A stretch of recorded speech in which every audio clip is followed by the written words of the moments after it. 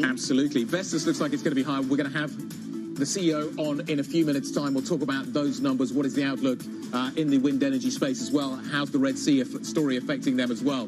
Anyway, European equity markets are opening. We think we're going to get a little bit of a pop, but it could be a little softer than we thought first thing this morning. FTSE 100 opening absolutely flat as we speak. But there's a lot of single stocks that I think need to open. Get us settled down, figure out exactly what the direction of travel here is. But at the moment, I think the market is digesting an awful lot. So a cautious start, certainly a softer start, Anna, as you were pointing out, than when we first got in this morning. Yes, and perhaps some of these energy names are going to take the edge off the markets just a little. So as things are just settling down, as you say, Guy, we're up in London, but only fractionally, and we're down on the energy sector. It seems we're down quite substantially on the energy sector. Oil prices are flat, so it's not really the macro signal that we're pricing in here. But if we click into that sector, I can see that Equinor is one of those that is under pressure, down by just shy of 4%. Total Energies, we talked about them earlier on as well, down by 2.8%. So, but on the other side of it, not offsetting that, but given earnings today, Siemens Energy is higher, up by 2.2%. So we do have some businesses in that sector doing okay, but there does seem to be some negativity coming through from the energy space this morning. That's what I'm seeing on my screen. You're also seeing some of the shippers a little softer as well. Just keep an eye on that geopolitics story of what is happening in the Middle East. You get some deals getting done. The potential maybe for shipping to come a little bit easier, that's going to weigh on some of those names. But as you say, in terms of the points, so far it's Total Energy that's really doing the damage in terms of the stock 600. That stock down by circa 2%, but it's the biggest points drop. But Equinor's not far behind, but Shell is down as well in sympathy. Some of the tech stocks also giving back some ground too. Some of the healthcare names, though, helping kind of bolster this market. AstraZeneca, for example, your biggest index contributor in both the FTSE and the stock 600. But then you also have the likes of Sanofi, for example. I don't see a narrative there, but they seem to be lifting this market. They've been down over the last, so there's been a lot of volatility in that sector over the last few days. So certainly a little bit of choppiness coming through, but Astra, as you say, is high. ASML is also having a fairly good day as well on the upside there too. Plus you've got LVMH. I think there's a note out this morning on Immerse, which is being seen as positive. So I wonder whether there's a kind of read across, but Immerse is also up by a decent amount as well, adding on the upside. Interesting, yes. You're pointing out Total Energies and obviously a big heavyweight, so when it's down 1.7%, you see that, don't you? But it's interesting that this is a business that is continuing the trend of rising returns from big oil out to investors, but it's not quite enough. Fourth quarter earnings, a drop there caused by weaker oil and gas prices and shrinking refining margins. So there were negatives in this if you were looking for them, and it seems that the market has found those. And that particular business, as I say, down this morning on the back of those earnings, down by 1.4%. We'll hear from Vestas a little bit later on. We'll get its take on what is happening with the energy story, what is happening with the supply chain story as well. Interesting. So Europe this morning feels like it is a single stock story. I wonder whether the day later will shift to the more macro focus or whether we'll focus on the US banks a little bit later on. It's hard to get a sense of kind of where the risk lies later on as we digest some of these numbers. Is it that 10-year auction? Is it the macro picture? Is it what happens with the commercial real estate that we were talking about with Mark Cudmore a little bit earlier? Well, I'm curious about how you actually interpret this kind of price action, because if you're looking at some of the energy companies that are, to your point, dragging the index lower, take a look at the ones that are pushing the index higher. We talked about healthcare, but there are a lot of consumer brands in your top, say, 20 index contributors as well. If you're looking at food and beverage companies, you're looking at consumer companies, even luxury companies like LVMH, for example, they are all higher. Is that your cyclical play? or do we still go back to the commodities? And even the negativity on energy is just unwinding a little as we've had Vestas opening, and it's opened up strongly, up by 5.3%. And so that sector not looking quite as negative as it was, but it Carlsberg's is up as well. We were talking to its CEO earlier, up by nearly 3%. Yeah, so there's plenty of individual movers and plenty of earnings stories to digest. I noticed we spoke to Smurfit Kappa earlier on as well, didn't we? And that stock is up this morning too. 4%, I think. Yeah, just shy of 4%. So some movement higher there. Let us bring things back to the macro, though. So these are the individual corporate stories we've been dealing with this morning. Let's hear from Loretta Mester and let's hear from a number of Fed voices. Loretta Mester and Neil Kashkari. Let's reset with a little bit of the latest thinking on rates from the Fed.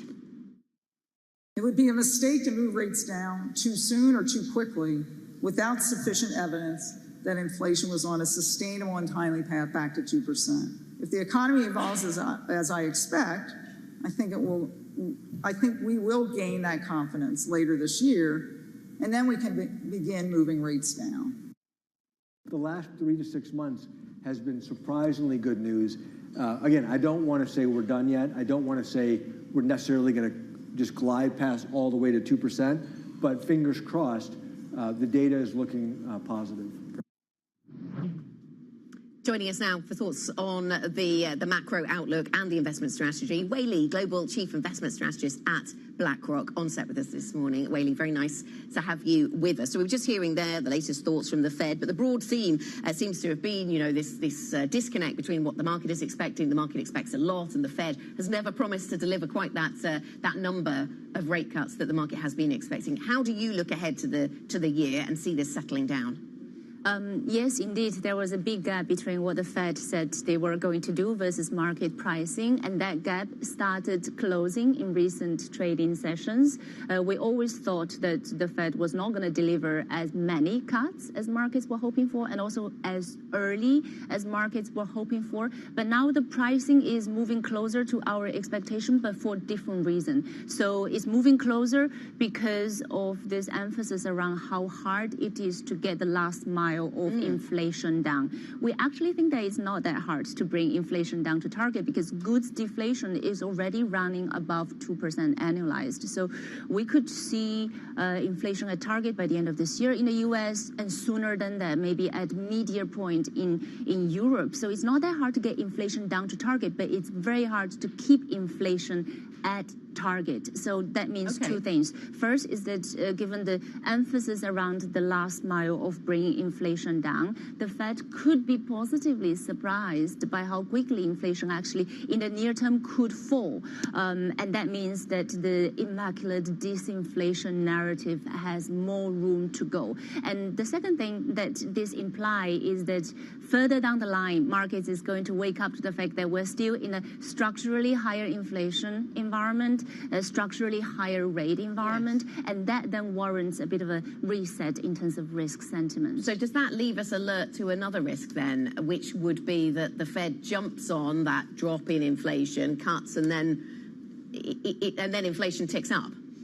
Yes, indeed. But markets can only focus on one thing at a time, and the Fed focus on one thing at a time as well. So right now, I think the main focus will be around how quickly goods deflation is bringing inflation down, and that could support sentiment for the time being. Until then, the focus shifts to the new regime of higher inflation, and then that then warrants a reset. And also further supporting sentiment for now is also the broadly still positive momentum on the earnings front. Yes, we do have quite a bit of dispersion across sectors, but more broadly speaking, we're seeing reasonably strong earnings momentum coming out of the earnings recession last year. Everybody was running towards duration. Everybody wanted to buy bonds. Turned out maybe that's the wrong trade. What do you think? Well, it took us a long time to actually get into duration. For most part of last year, we were underweight duration. Towards the end of Q4, we actually started going into duration, but still, around the belly of the curve rather than the long end. We do think that if we stay too close to the front end, which we like, but if we stay too close to the front end before rate cuts happen, there is reinvestment risk that we need to manage. And if we stay too back towards the long end. Term premium currently in the US is still at minus 15 basis point, which is very negative in the context of rising debt levels, fiscal expansion. So we don't want to be too positive on the long end either. So belly of the curve is where we would like to stay. But right now, actually, given the immaculate disinflation narrative supporting broad risk sentiment, we like equities. Okay, let's talk about equities. It's interesting that Schnabel's pushing back on the disinflation narrative this morning out of Germany, but let's talk about equities. How much portfolio risk do you guys have, do you think, currently around big tech? If you get a problem with big tech, how much portfolio risk is there right now? Well, we have been overweight Magnificent Seven and big tech for most part of last year, and we continue to have that overweight. You're not worried about the concentration risk? To answer your question, there is risk, and if it doesn't deliver, then a lot of the equity conviction that we have wouldn't work. But if you look at kind of how earnings have come through for these companies, margins have expanded for these companies. This is very different from the dot-com bubble where hypes were there, expectations were there, but they didn't deliver, right? So, you look at how much Magnificent Seven is expected to drive a third of the index level earnings growth for 2024. You look at tech as a sector is expected to drive more than 50% of the earnings growth for this year. And last week, big reporting season, they on aggregate delivered. So, it's clearing an ever-increasing bar, but given how much they are driving margin, we do still think that there is more room to go. But we also think that there is room for that very concentrated market to broaden out a little bit, in part because of the broader macro narrative of immaculate disinflation having room to go before the focus shifts to rebound, but also in part because as other sectors start to adopt tech and digitalization and innovation, it will create greater dispersion within those sectors, but winners will continue to benefit, and that actually helps broaden out this trend. But the people that would look at it from an index level, I'm talking about international investors who are looking at the S&P 500 and saying that breadth that you normally would suggest a more sustainable economy or a sustainable kind of bull run in the stock market, you're not seeing that kind of breadth. You talked a little bit about those gains broadening out. Are we looking at an environment where the Magnificent Seven, yes, because of that lack of breadth, perhaps disencourages a lot of people to access the index level, but does it also then represent more of the economy? How are you thinking about that connect between the stock market and the economy? I think this is emblematic of the fact that we're in an environment where mega forces are driving markets and are driving economies right now. So the lack of breadth in itself is not a big problem if this is reflective of what's driving the economy. We identified 5 mega forces within BlackRock that we think are important in shaping not just the future, but right now, and AI is one of them. The future of finance, thinking about private credit is another one. The low carbon transition is another one. Aging population is another one. And geopolitical fragmentation is another one. So as we think about how these mega forces impact markets, it's likely going to drive greater dispersion. It's likely going to drive concentration. So this is just emblematic of the new environment that we are in right now. And just looking at how narrow markets are, it in itself is not alarming by itself. But if there are other reasons driving that, then we could look at Wade, very quickly, I'm going to put you on the spot here. 20 seconds. What flips that narrative? What is the red flag that says, I'm not touching tech anymore? I think earnings and margin. So we see margin going up, which is very different from the mid cap and the small cap in the US that have been coming down. So if they are not able to drive their margin expansion anymore, I think there's reason to doubt their earnings trajectory, and that's when we would be more concerned. All right, margin expansion. Wei Li, Global Chief Investment Strategist at BlackRock. That is her red flag for the tech space. I want to get a quick check on some of the individual stocks on the move we're watching with Joe Easton. Joe, walk us through it. So we've got lots of movements in these energy stocks at the open. Firstly, Ørsted can't quite make its mind up at the moment. It opened down 3% in Copenhagen, but it's actually up 1% at the moment. The dividend is cancelled, but was that priced in given the recent turmoil at the firm? It looks like it potentially was on that stock. And Vestas, the outperformer, also in Copenhagen, profits on the turn at the wind company, one of the world's largest wind producers, finally getting some good news. In terms of the oil stocks, very similar picture for both Total and also Equinor, declining profits as the oil and gas price is weaker than a year ago, but capital returns remain strong, but both of those are weaker today. Then in terms of that exciting UK home builder M&A, we are seeing the biggest gain in the target company Redrow for around 10 years almost, according to data on the Bloomberg terminal. It was up 17%, now up 13%. But Barratt's, which is doing the deal, is declining around 5%. They are paying a 27% premium, but it's an all-share deal, so it will be dilutive. And we're seeing a bit of a read across in some of the smaller rivals, so Bellway and Vistry. Vistry recently did some consolidation, potentially getting a bit of a positive read. Will there be more speculation around that sector, given the cheap valuations? In terms of share placings, a couple of massive ones today. The German state selling around $2 billion worth of Deutsche Post today. That is priced at a discount, and that stock coming down around 4% at the moment, trading at 42.82. And then Stedim over in biotech. This does lab tech equipment. This is also priced at a discount in terms of that one. Sartorius, that's around $1 billion as well. So two big deals. That one was priced at 233. So a big decline in terms of that pricing. Then your morning calls, we've got Immerse over in the luxury space. This one you mentioned earlier, upgraded over at Morgan Stanley. They say that the upper end of the luxury space is where you want to put your money. It will remain more resilient as sales weaken over the next half year. And then we got Air France, downgraded by the French bank SocGen. They cite the higher fuel price for the airlines. They say that will cut into profits, and also a collapse of a JV partnership on cargo with a big shareholder that will potentially look to sell that one. So that one's sliding today as much as 4.9%. That's Air France over in Paris. Joe, thanks very much. Joe Easton from our equities team with a rundown of some of the stocks on the move, some of the ratings moves, and indeed some of the M&A. I'm going back to that M&A story because I do feel as if it sort of came out of nowhere, even though we've been talking about this week, haven't we? The M&A theme. £2.5 billion in value. That's the size of the deal, as Barratt agrees. You're talking about Redrow and Barratt, right? Yes, exactly. As Barratt agrees to buy Redrow. But it's interesting to me that it's not jumping. Redrow's not up as much as had been suggested. It's up 14%. I think the premium was higher than that. It was indicated higher than that earlier on. Back to the other point, UK house prices jump at the quickest pace since 2022, according to Halifax this morning. So some signs of life in the housing market. I wonder whether this is a backward-looking story or whether this is a forward-looking story. Is this about taking out costs and dealing with a downturn, and getting or is ready this for scale-up, perhaps, with a Labour government, if, as according to the polls, that comes to pass? But I was about to say, how much of this is a political story, and how much of it could change the outcome of the election? Is it that big of a mover?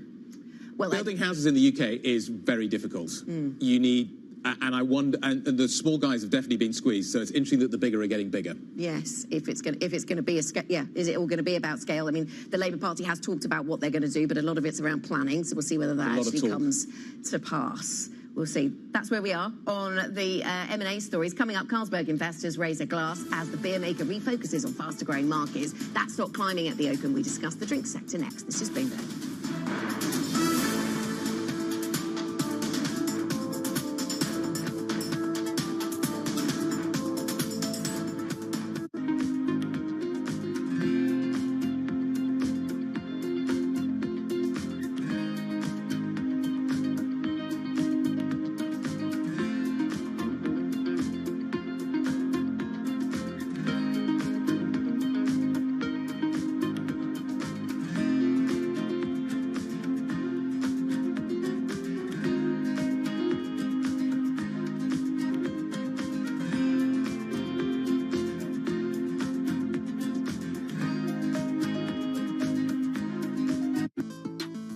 How are you feeling right now about the state of the industry and what it's going to look like in the next couple of years? The big picture is it has never been more, I would say, volatile. I mean, it has, but it continues to be volatile.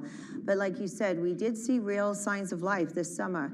So generally speaking, box office is down globally around 20% to 2019, so pre-pandemic levels. But this summer, it was 5% down. Right, so it would suggest that even though there were winners and losers of this summer, and obviously we had the two big juggernauts with Barbie and Oppenheimer, movie-going begets movie-going, right? So when there's a season filled with, good movies that people want to see, I was made to feel pretty optimistic about what we saw in the summer. This is Bloomberg News Now.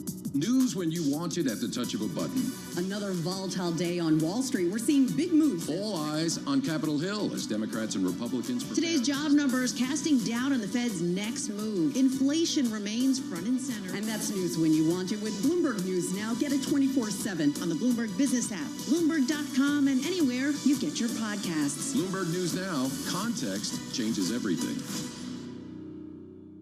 Bloomberg UK, your source for news and analysis covering the biggest challenges facing the UK government, economy, financial services, and markets. Tax cuts should not be the priority. It's about a credible plan for growth over the next 2-3 years. In this post-Brexit world, how do you see actually servicing your clients? It was disruptive, and it's going to have implications to how capital raising works. Now we're having the perfect storm in the UK. Watch Francine Lacqua Thursdays at 9:30 a.m. only on Bloomberg. Context changes everything.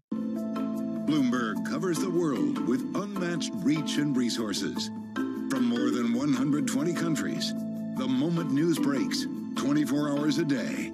Bloomberg, context changes everything.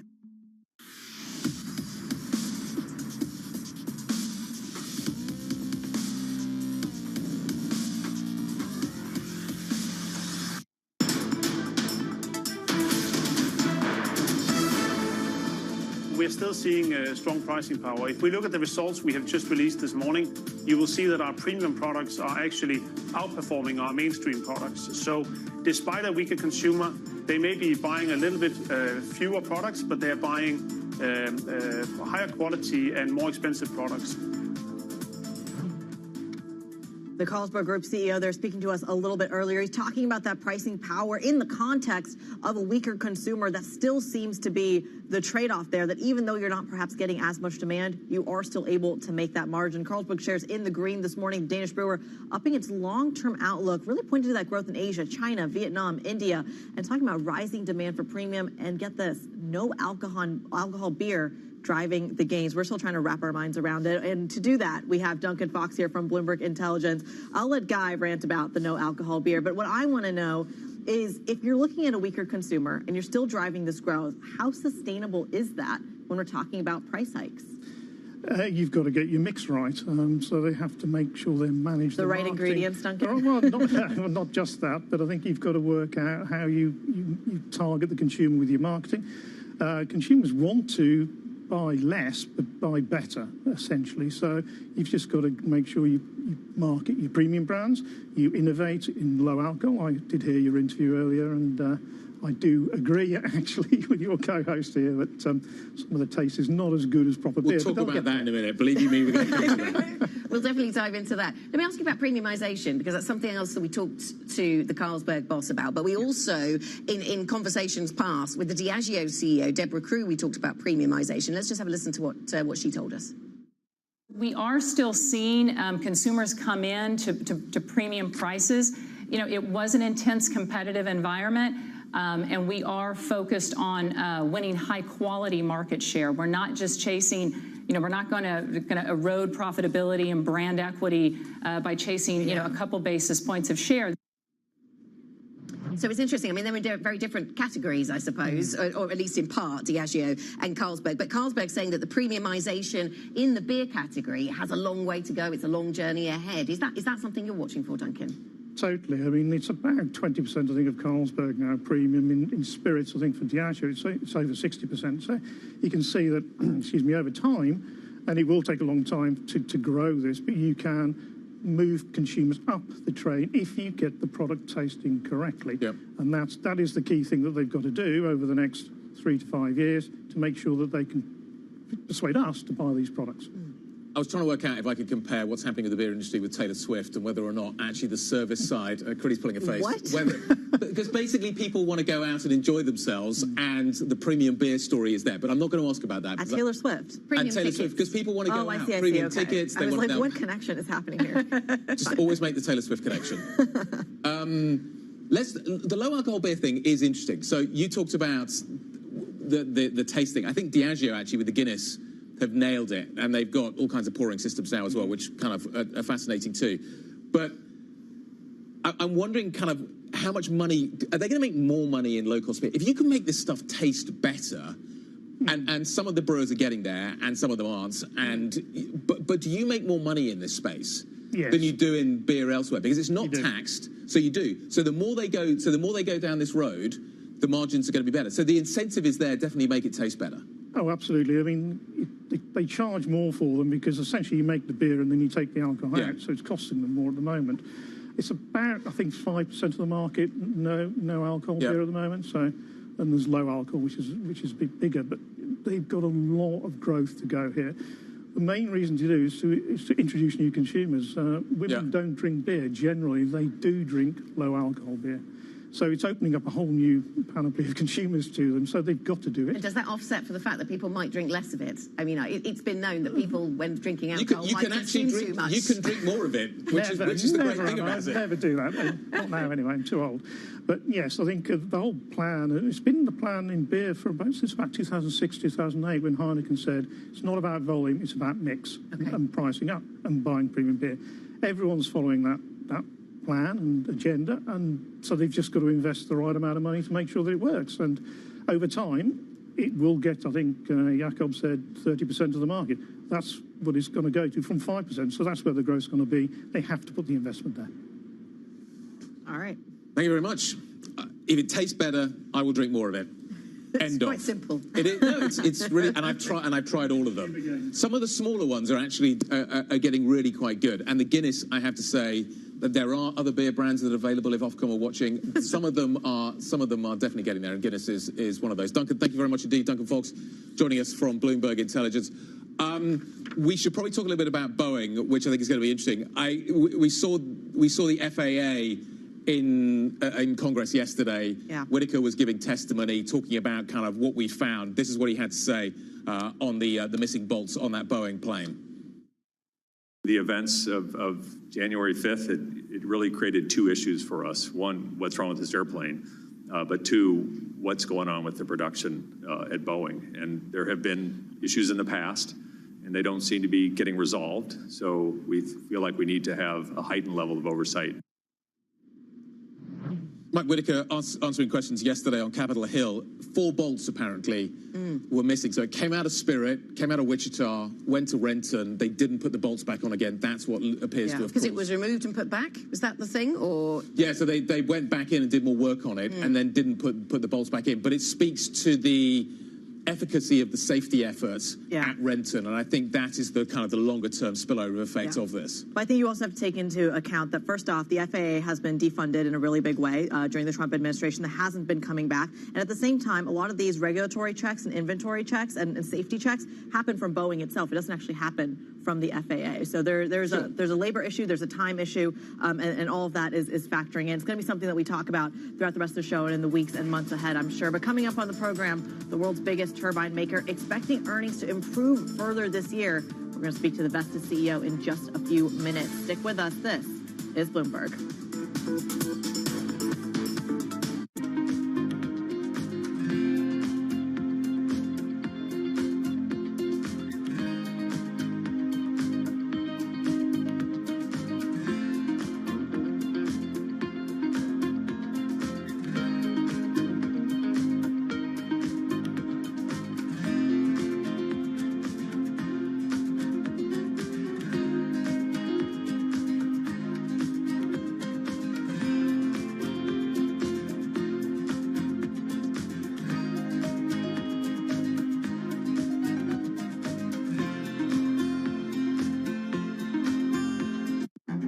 This will probably go down in history as one of, if not the largest financial crimes ever. I cannot imagine a scenario where $8 billion just disappears. Bankman-Fried has pled not guilty to multiple fraud charges. Sam was just too important in the crypto community. When someone says, I'm going to give $1 billion in the next 2 years, like that catches everybody's attention. As time went on, their ideas got like weirder and weirder. I don't think he even had almost a conception at some point that it was wrong or right. I think he just had the mentality that he has to win. This committee will not stop until we uncover the full truth behind the collapse of FTX. Sue, Mark. Are you in? I'm in. I'm in. We're in. Will this be the last of its kind? No. This is the nature of capitalism. Get over it.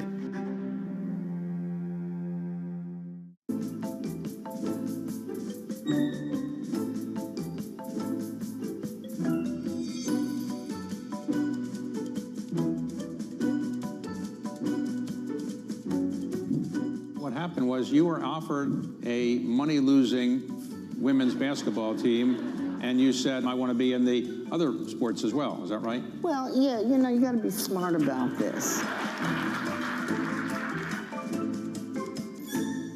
Nobody brings you top names like Bloomberg. The point is that the economy is doing very well in the Netherlands, but the election was very much focusing on migration. They'd made 26 attacks. We'd given warning after warning, but we hadn't taken action. Parliament has to stick to this and has to comply with the debt brake. The debt brake is really a good ally. I think we have made addressing inequality a key sort of driver of our policies. Bloomberg. Context changes everything. Bloomberg Surveillance covers the latest in global markets and the political events that influence your world. Join Jonathan Farrell, Lisa Abramowitz, and Anne-Marie Hordern every weekday morning at 6 a.m. Eastern, only on Bloomberg.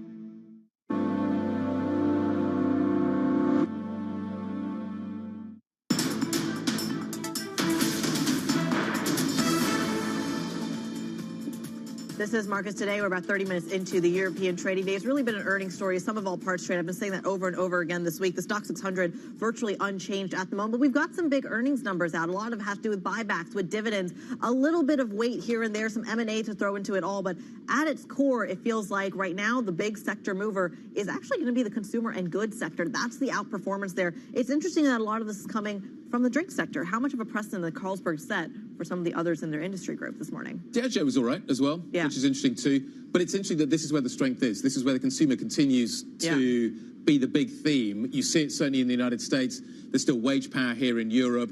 The consumer continues to spend, despite actually some disappointing retail sales data at the beginning of the year from the UK. But nevertheless, the consumer still, with the labour market as strong as it is, still looks fairly strong. And I come back to Taylor Swift. I come back to that kind of economy. People are still in Tokyo now, in Japan. People are still willing to pay up. And they're still willing to pay up for experiences. And I wonder whether the beer story kind of fits into that narrative as well. It's interesting how the session is evolving. So it's not the session we started with this morning, 31 minutes ago. That was all about energy and energy weakness. Now energy, that sector is mid-table. We're kind of flat on energy as a whole. Obviously, it doesn't apply to all of the parts. Equinor still down by 4%. Total Energy is now only down by 1%. Personal consumer goods and grocery stores, the weakest performing sector. And Sainsbury's is in there. And there's a cost-cutting story. They're talking about taking costs out of the business, pledging 1 billion savings, and also a share buyback. So linking back to the consumer story, shares dipping as the update failed to impress, apparently. And cost-cutting being rewarded across this market, across the Atlantic as well, when it comes to not just the energy sector, but it comes to the consumer sector, to your point, but then even to the banking sector. We've talked about cost efficiency being the real winner there, and then even into renewables. We've even got an IPO. Athens Airport, which has been a project that has been a long time in coming, starting trading at 9.4, above the 8.2 IPO price. So a positive story, which is interesting. That's something that's taken such a long time, but it also speaks to the kind of the Greek economy and the strength that we're seeing around the periphery. I want to come back to the industrials, though, because there's a whole load of kind of industrial names that are out this morning out of Europe, which I think are fascinating. Vestas, we'll talk about that in just a moment. Siemens Energy CEO was on our air a little bit earlier on. Let's talk about what he sees in terms of the order position. We feel comfortable on the order side. We have an order book of 180 billion growing, and we see this momentum continuing in 24. However, you have seen a book-to-bill, so which means orders to revenue of 2 this quarter for the whole company. That is something, obviously, which will go down a little. That was the view from Siemens Energy. Let's talk about another big industrial out of Europe this morning with numbers. Vestas is absolutely flying. The stock is up by 6.31% as I speak. The number's pleasing in Vestas. This is a stock, this is a sector that has been through a difficult downturn. Pricing issues were absolutely rampant throughout the industry as we went through the pandemic. Looks like a corner has firmly been turned 24 looks more positive. The outlook for 25 looks like it's improving. Henrik Andersen is the CEO of Vestas Wind. Henrik, you and I have been speaking over the last few years. You've been through a difficult period. Pricing was a problem. The contracts were an issue. You've delivered a whole load of orders recently with new pricing, better position for Vestas. The stock is being rewarded this morning. How much more is there still to come? How much momentum do you feel this business has right now? I think here, first of all, it's a pretty nice morning. It's also a pretty nice morning for every stakeholder to Vestas, not least also our partners and customers and employees.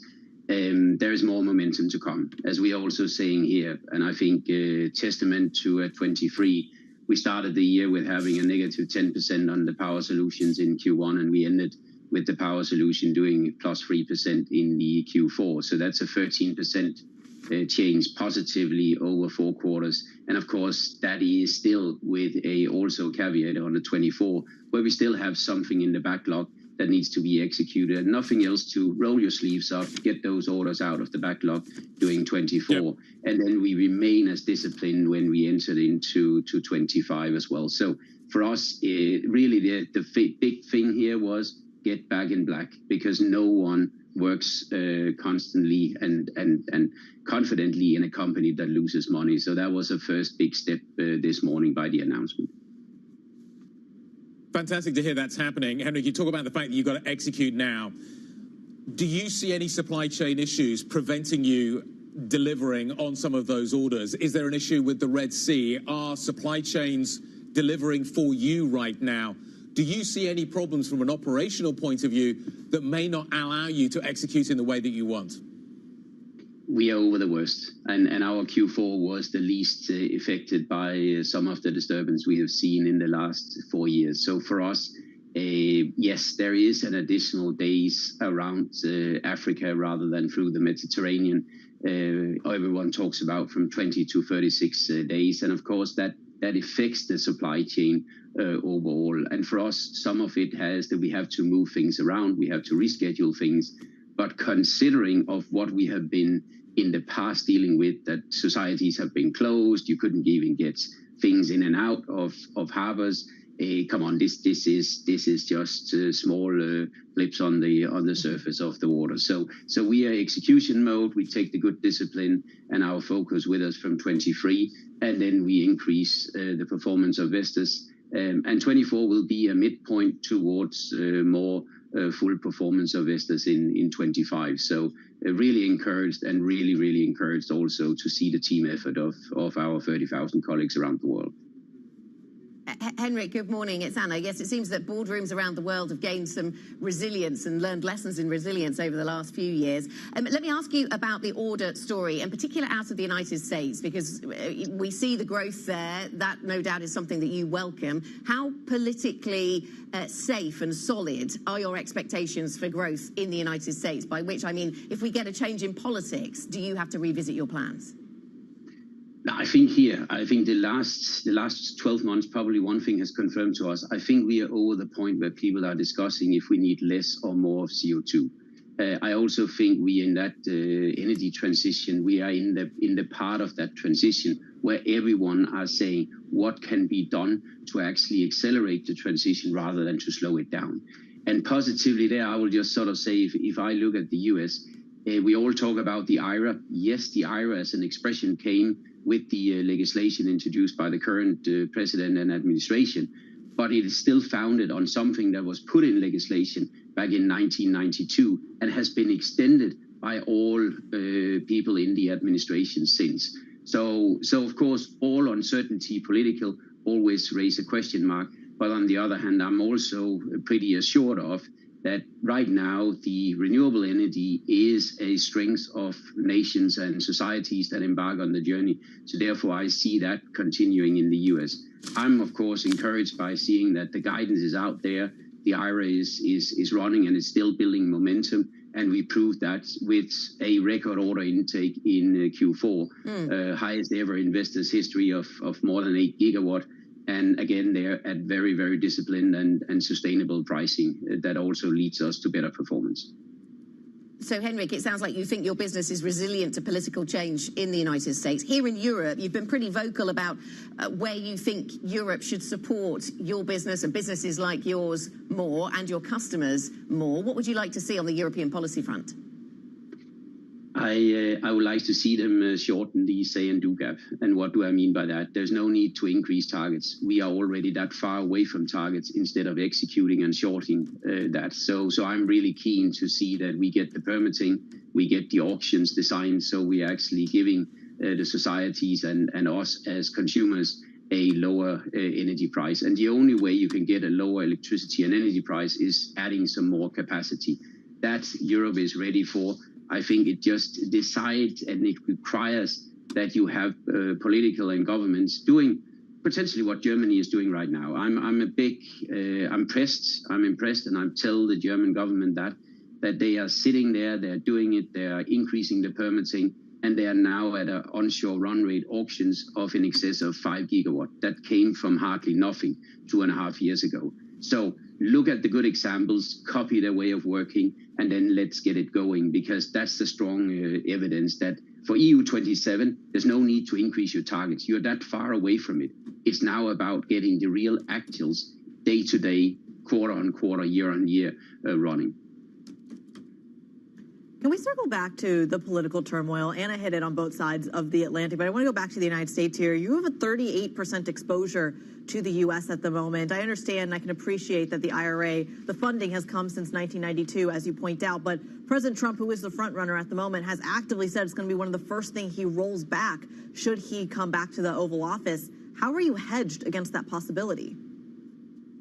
As I said, we are present in more than 80 countries, and what we have seen in the last 10 years is countries come and go and momentum go and build in various countries.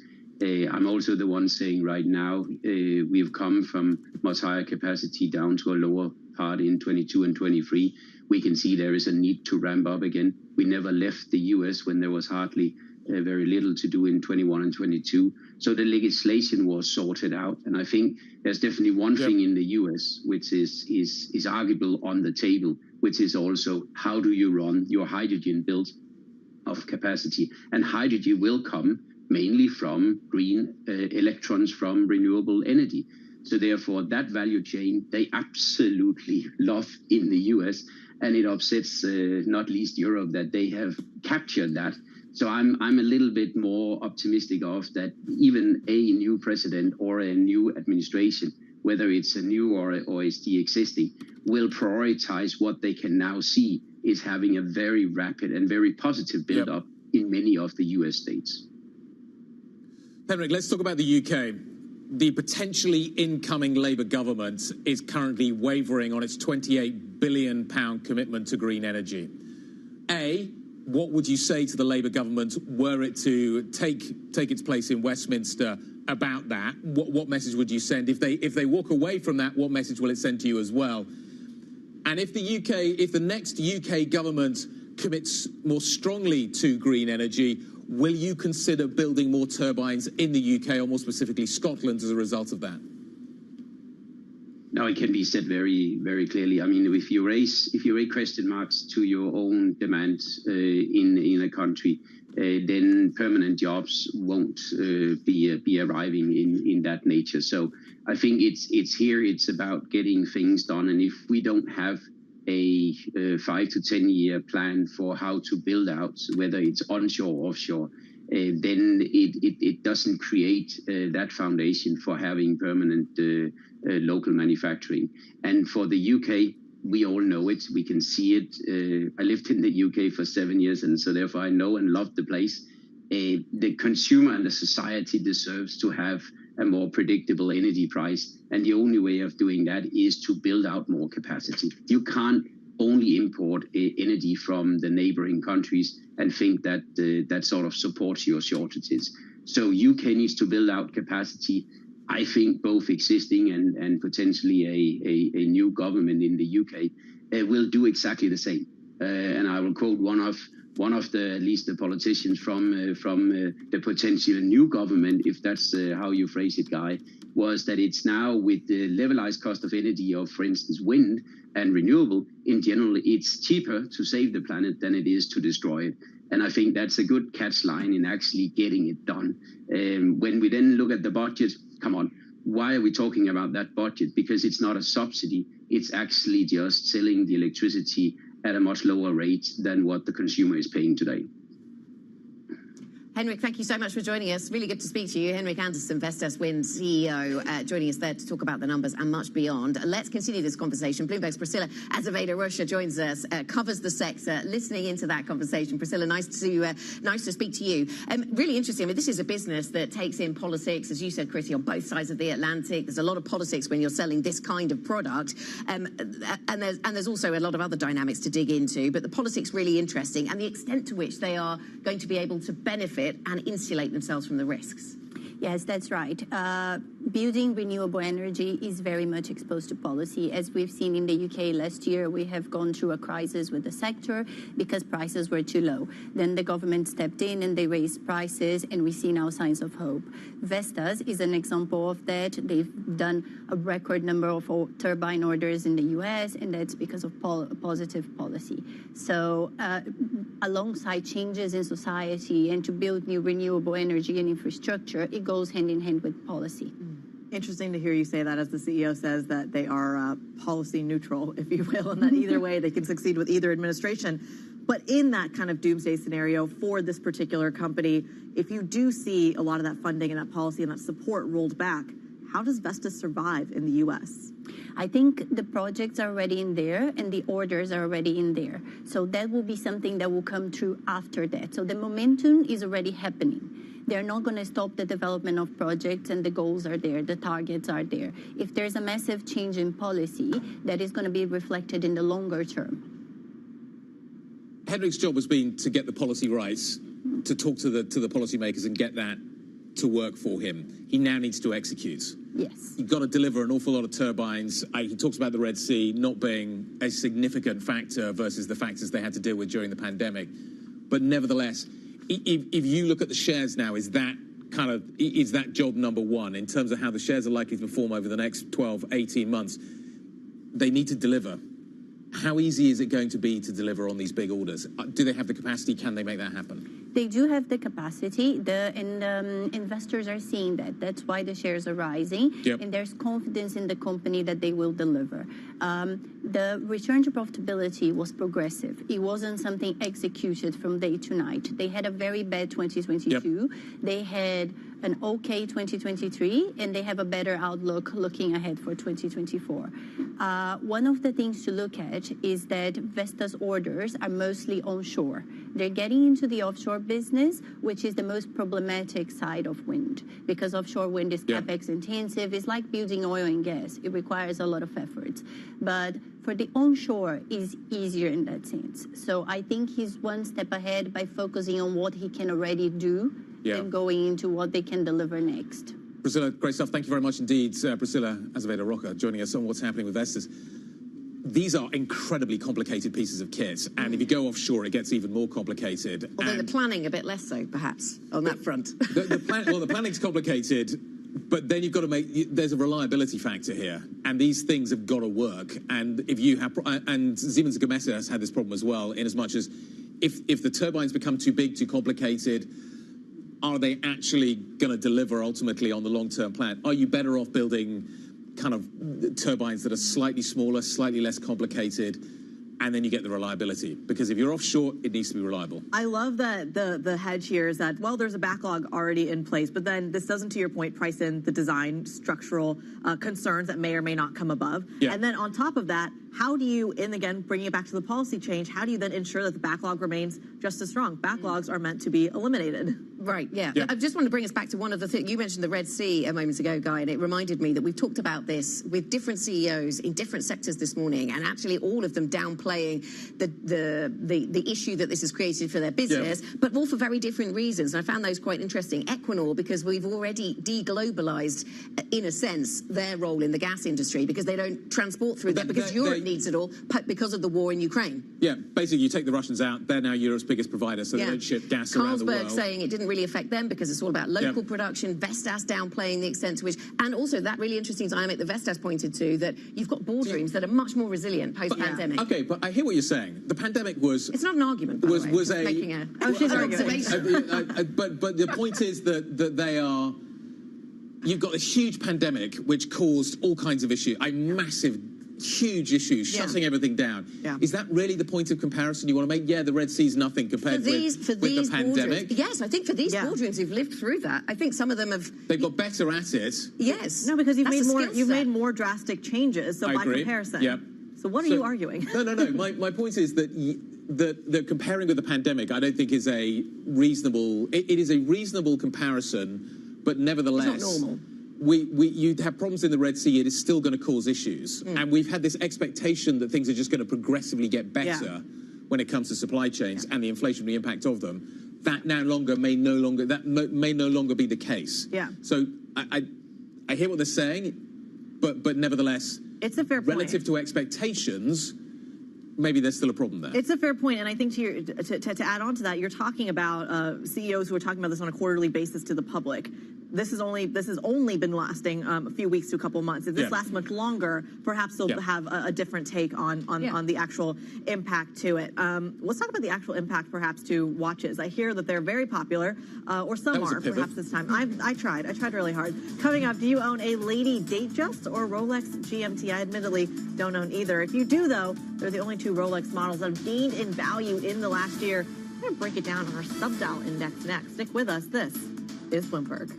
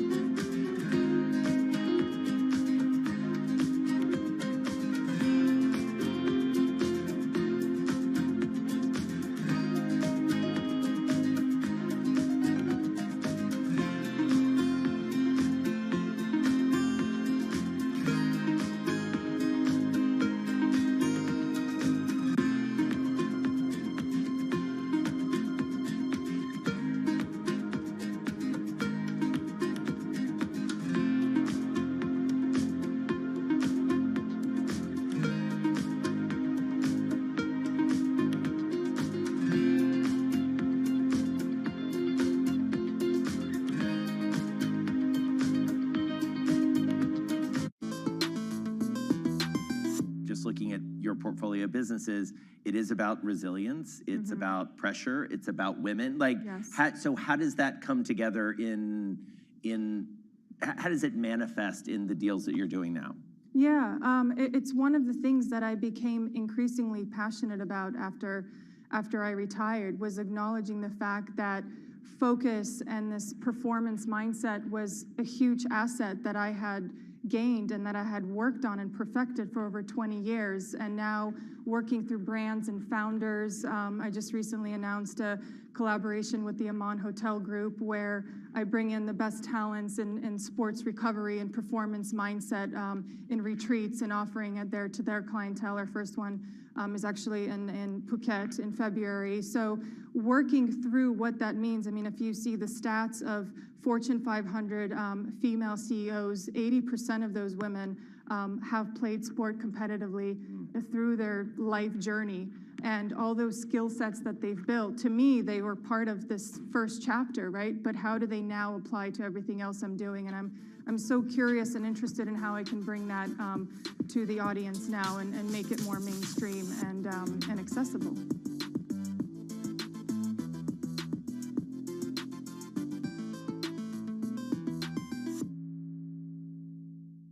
In a multi-trillion-dollar industry, there's a lot of ground to cover. We indeed have a rally. We're talking a lot of dividends. We're talking income. We'll show you what's happening in ETFs like no one else. Bloomberg ETF IQ, Monday on Bloomberg.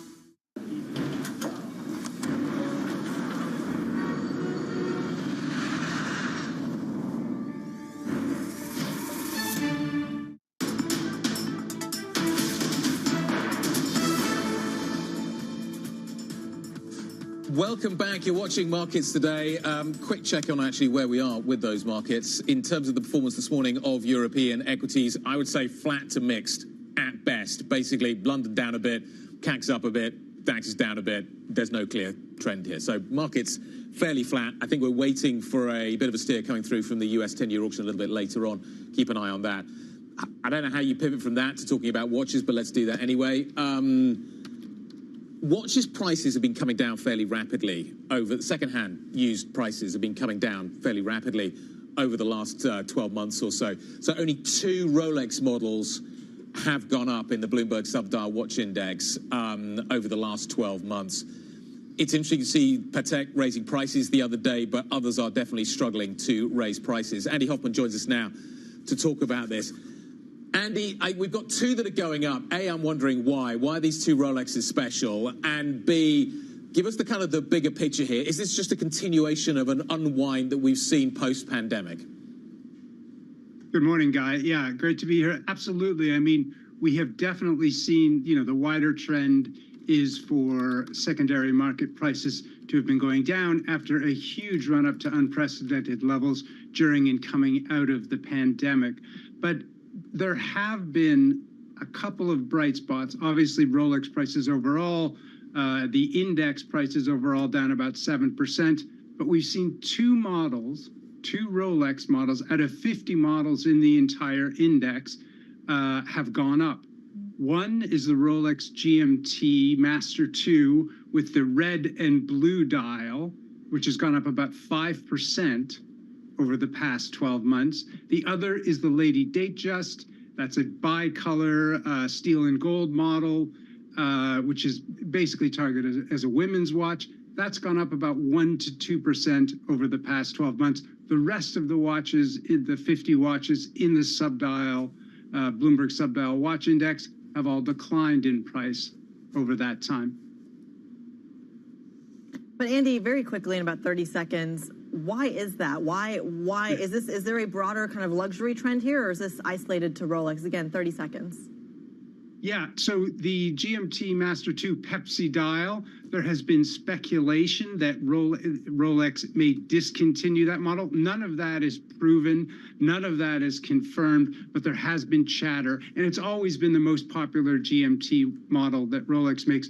The Lady Datejust, it's the cheapest model in the index. It didn't gain as much when prices were running up during the pandemic. It's below 4,000 pounds, below $5,000. It's good value, and more women are coming to the hobby and the interest in luxury watches, and so that may also be driving the gains there. Andy, thank you very much. Bloomberg's Andy Hoffman. I never thought of it as a hobby, buying luxury watches, but I guess it's an asset class. It's an asset class. Yes, I think I'd Is this what you do? Is this what you do on the weekends? No. No. Horology, the study of time and the art of measuring it is what you do on the weekends, isn't it, Guy? Absolutely. This is how I spend my time. Okay, let's tell everybody what's coming up on programming today. We're going to have a host of really important conversations. Carlyle Group CEO, Uber's CEO, all of that in the mix for you coming up today. In terms of where the markets are right now, pretty flat. The US Open looks pretty flat as well. Look out for that 10-year auction, as Guy said, though. The pulse is up next. This is Bloomberg.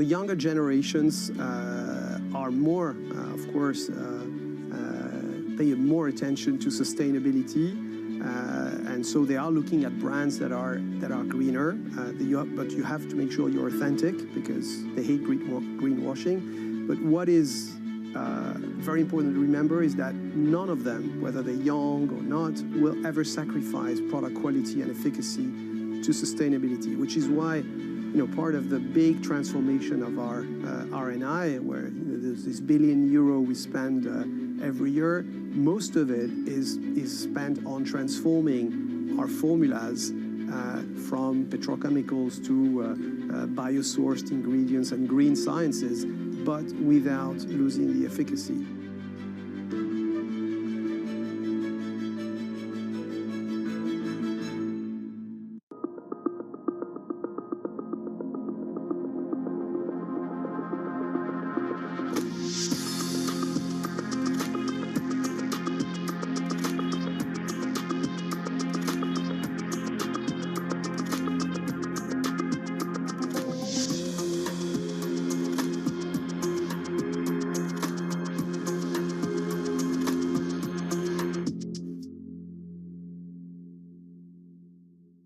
Bloomberg has enhanced search on the terminal to deliver what you need when you need it.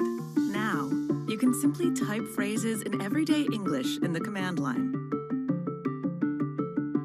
Compare financials. Find people. Analyze markets. You can enter phrases or ask questions. What do you want to know today?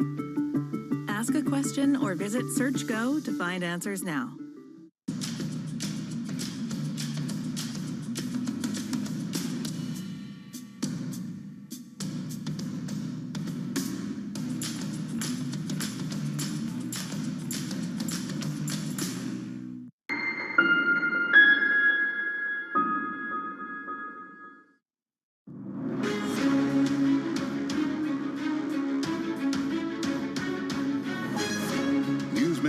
And market movers. This is The Pulse with Francine Lacqua.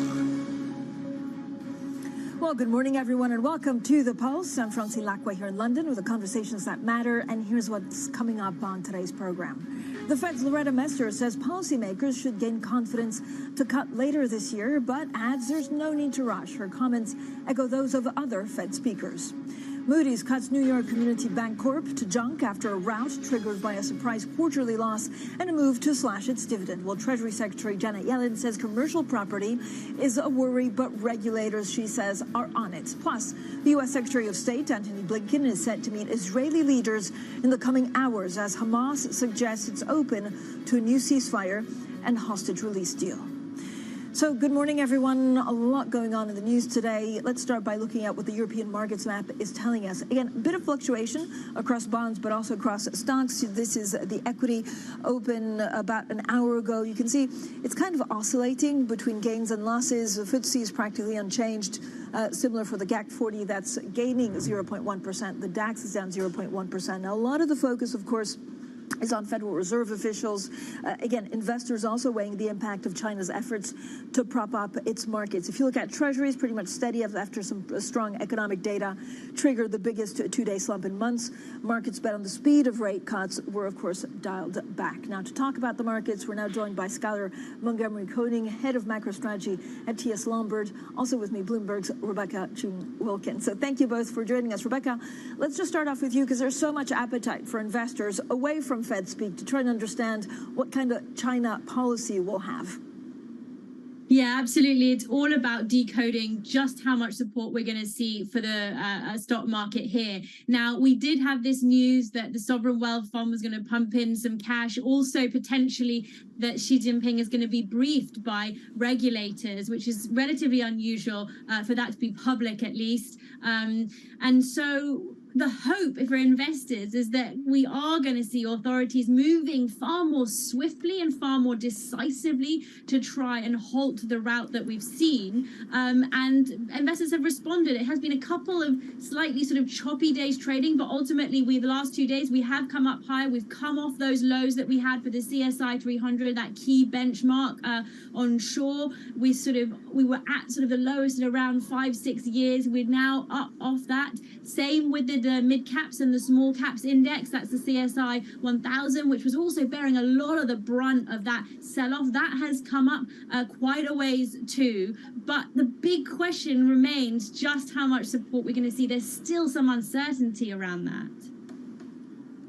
So, Rebecca, overall, I mean, if you look at some of the whipsaw in, some of the Chinese equities, I don't know whether there's worry about the potency of what Beijing can do or actually the timing of it. And we go into a tricky week because we could also see a lot of volatility because of Chinese New Year where stock markets are closed.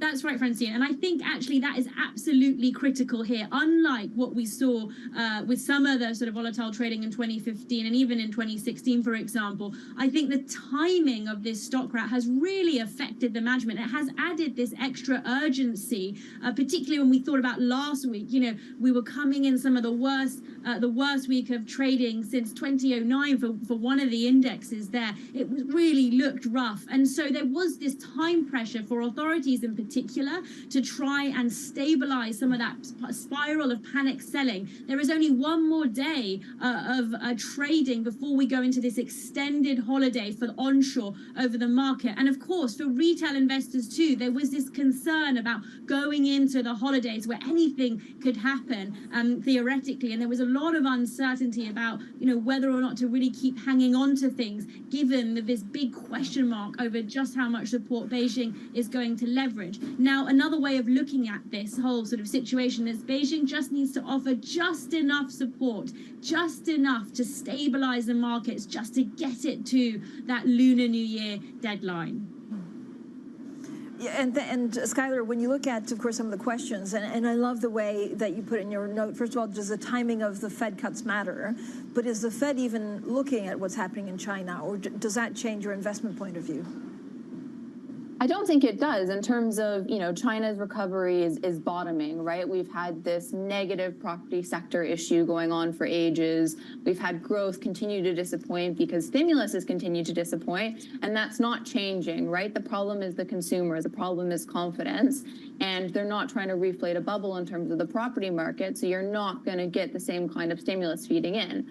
For the Fed, the relationship there is if it's bottoming, it's not going to have a negative or positive impulse. If anything, it's maybe a little bit more positive for their outlook because there's deflation in China. But I think, certainly they're more concerned with what's happening domestically than they are with what's happening overseas if it's not having a great global impulse.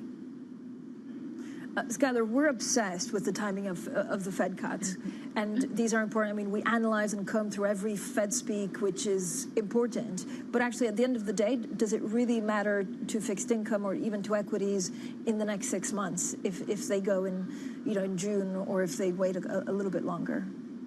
Yeah, I mean, we have this obsession with, is it going to be a gradual cut? Is it going to be, these 75 basis points of cuts this year every other meeting, or is it going to be quite quick? And the market was looking for 150 to 160 basis points of cuts this year at some point. But throughout this gyration of cuts for this year, we've had pretty consistent pricing for how many cuts there's going to be in the cycle overall, both from consensus as well as from the market. And the market is looking for around 200 basis points of cuts of easing. And I think that's a pretty good bar. It's a pretty reasonable bar to have when you're thinking about both your fixed income allocation as well as your equity allocation. And for equities, if you get those cuts and growth remains strong, that's a very positive environment. And same for fixed income. You can justify lower yields off of 200 basis points, especially at the front end. So we'd rather focus on the total easing cycle. And yes, we think, front end cuts are too front loaded in terms of there's too much still priced in 2024. And you'll see daily gyrations off of that. But the story is really that we'll get 200 basis points overall as a minimum.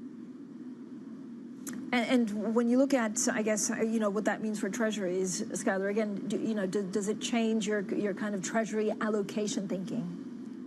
Yes, Yes, I mean, so it means generally what you see when you have Fed cuts is that treasuries rally. You see strong gains both into and out of the first cuts because of total returns, right? So you have that carry component. For us, when we think about valuations, there's much more room to rally at the front end in terms of assuming 200 basis points. You can justify treasury yields of 2 years at around 380. So you've got more room there than at the 10-year, especially because there are more upside risks at the 10-year when you think about term premia and inflation and geopolitics and everything that fits in there. But certainly, you know, the base case that we're not going to get hikes, that's a big deal. And at least 200 basis points of cuts justify some kind of allocation, and we think in the front end. Rebecca, this was the week where we also, you know, heard Donald Trump bashing China, once again talking about possible tariffs of up to, I think, 60%. Are his comments talked about in China? I think there is certainly a focus and an interest, particularly onshore, it seems, about what another Donald Trump presidency possibly means for Chinese equities. And, you know, saying that there was a response, in fact, in some of the retailers in China of cheap exports, PDD and so on, responding specifically to that comment by Trump. And so we do see these pockets of the Chinese equity market where people are already anticipating and already thinking about how to respond to the risks that might be involved with another Trump presidency. There was an interesting Goldman Sachs report too. They went there and spoke to many of their mainland clients, and they noted that, in fact, questions around the implications of Donald Trump's potential return, were one of the most commonly asked questions by some of their onshore clients. So it certainly is a cause for concern, and I think most fund managers are starting to think, if not already starting to act and think about how to sort of balance risk in their portfolios. Yeah, and Skylar, I guess this is a question that you also probably field the most. It's like, how do you have a template for what Donald Trump would do in the White House for the economy? I mean, is it a positive for stocks, or we just don't know yet? It's very hard. I think, you know, some kind of base case that you can make is that fiscal is probably going to be positive for the economy, but you think that under Biden or Trump, you know, that's a positive growth impulse, and it's a positive relative to the rest of DM as well, in terms of you're only really getting that fiscal and that scope for fiscal in the US versus, say, Europe or the UK. I think the only conclusion you can really make is that it's going to be more volatile. People will be looking at Twitter or X again, you know, that kind of thing in terms of looking at headlines and how that's impacting the market. And then, you know, the other consideration is what's happening in China in terms of there's been much more hawkishness from Trump on China than there is from Biden. We've had this kind of détente actually more recently on US-China relations, and that kind of comes into the crossfire again with Trump calling for great, you know, tariffs on Chinese exports and imports.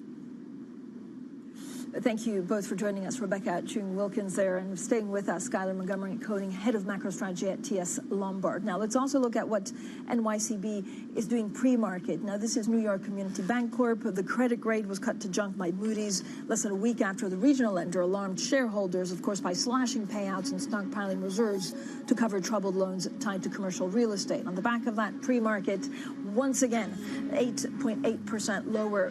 Yesterday, it was already at the lowest since 1997. We explain the shareholder alarm next. This is Bloomberg.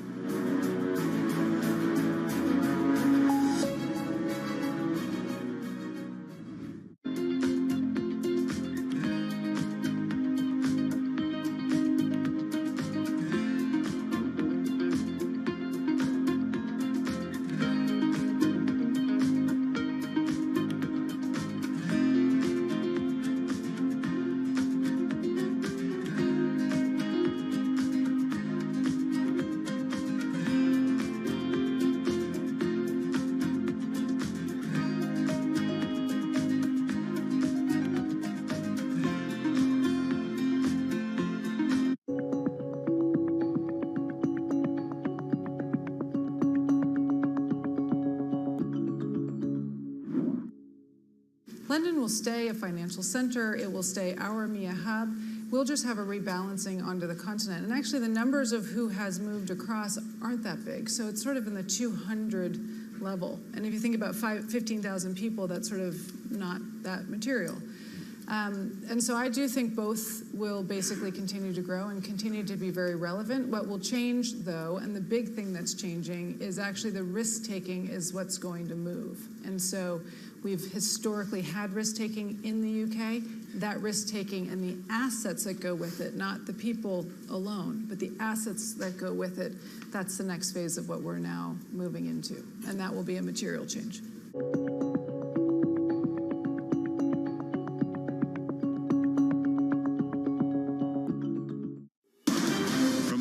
Politics to the world of business. Every weekday at 5 p.m. Eastern Time, hosts Joe Matthew and Keely Lines deliver news, insight, and analysis live from Bloomberg's Washington headquarters. Get the latest from and about politics' biggest power players at the end of every trading day. Balance of Power live around the world every weekday at 5 p.m. Eastern, only on Bloomberg Television. Context changes everything.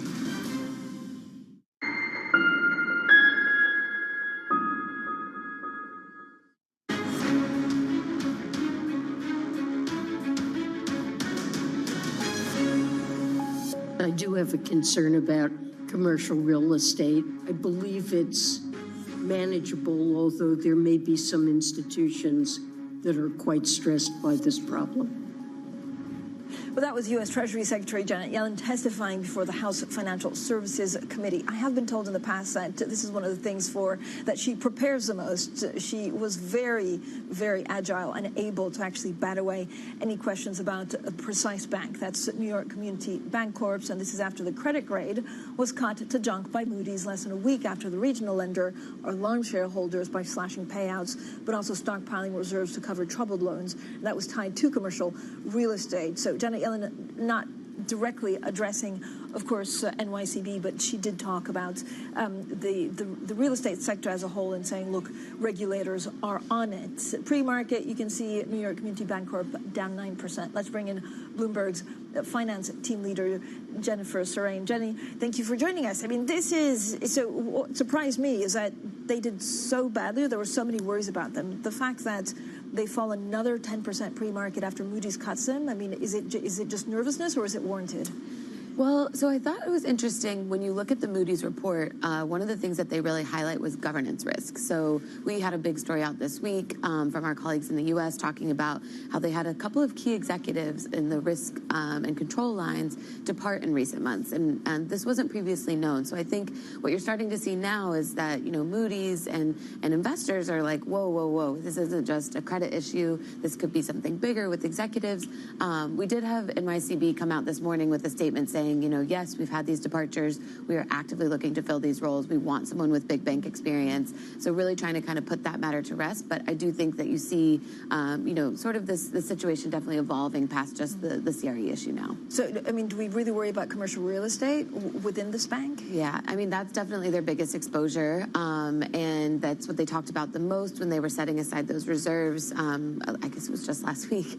And so, yeah, so that's definitely the main focus, I think. And what really folks are worried about here is that the size of the reserves that they put aside was so much bigger than what the defaults looked like. And so you had, two chunky defaults. They kind of outlined two different scenarios that were actual defaults in the quarter. But what they did was so much beyond that folks are like, okay, so are you seeing real trouble here on the horizon? Like, is this something that, we're going to see a lot more of in the coming months? And so I think that's really why investors are so cagey at this point, is just that there's so much fear about what's to come. Jenny, thank you so much. As always, Jennifer Serain, their team leader for UK and Middle East finance. Now, also still with us, Skylar Montgomery-Coating, head of macro strategy at TS Lombard. Skylar, is there worry that actually this spirals out of control? I mean, is there a kind of financial stability concern? I think we got an initial market reaction, but I think that speaks more to the market really looking for easing and wanting the cuts that it's priced to come sooner. I think more broadly, there isn't a stability concern. There isn't a systemic crisis. What we've seen over and over again throughout this hiking cycle, not just from the Fed and U.S. authorities, but from the Bank of England, from the ECB, is that there's an ability and willingness to come to the rescue or to prevent financial stability concerns, and we saw that back in March. And, if we did have a bigger risk or a biggest concern that I don't actually think we are getting, but if we did, then the Fed and authorities would step in quite quickly to stem it. Skyler, overall, when we go back to central banks, I mean, what's more interesting? I know you also had a Swiss franc call, but could we see more surprises from the Bank of England than the ECB? Yeah, I think right now the market's probably too excited over 2024 cuts. I think that goes across central banks, so the Bank of England, the ECB, as well as the Fed. There's a lot of front-loaded cuts priced. Saying that, the view on the ECB is that they'll be forced to be more front-loaded with their easing than the Fed. The European economy is clearly stagnating, and we see downside risks to both growth and inflation. And the ECB has a very different inflation problem than the Fed, but responded in the same way. And that's meant in their attempt to chase the Fed, they've over-tightened. And the consequence of that is that they've damaged the economy, and they should have already cut, really. In practice, that means we think they'll cut rates ahead of the Fed and closer to neutral. But if they wait for the Fed go-ahead, which is also a concern, then there's more damage to the economy. Thank you so much, Skyler Montgomery-Koning, their head of macro strategy at TS Lombard. We'll have plenty more, of course, on the markets. We'll also look at the banking sector shortly. This is Bloomberg.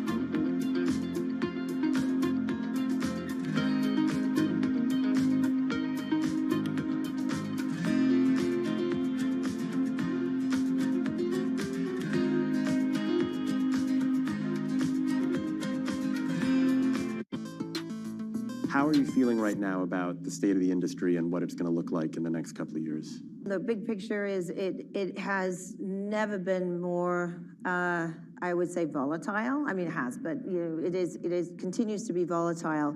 But like you said, we did see real signs of life this summer.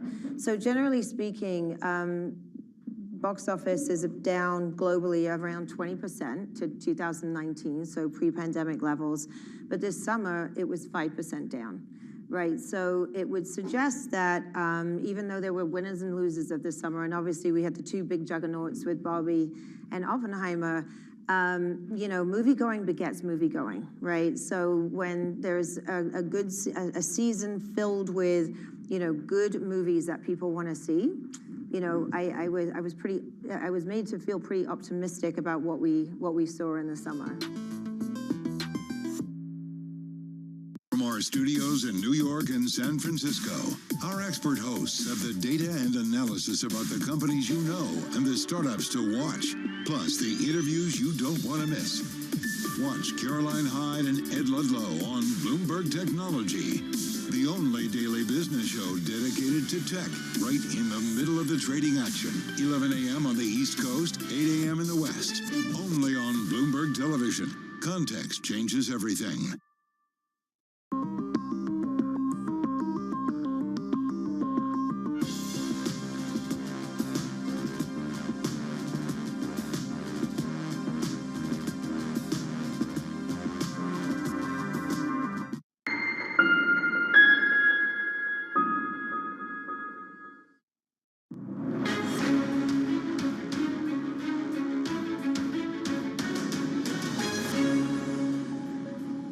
Now, U.S. Secretary of State Antony Blinken is meeting with Israel's Prime Minister Benjamin Netanyahu in Tel Aviv today. Now, the meeting comes as Al Arabiya TV has reported that Hamas wants a 135-day truce that can be rolled out in 3 stages. Now, for more on all of this, we're joined by Bloomberg's Israel Bureau Chief Ethan Broner. Ethan, thank you for joining us. So how close are the hostage truce negotiations?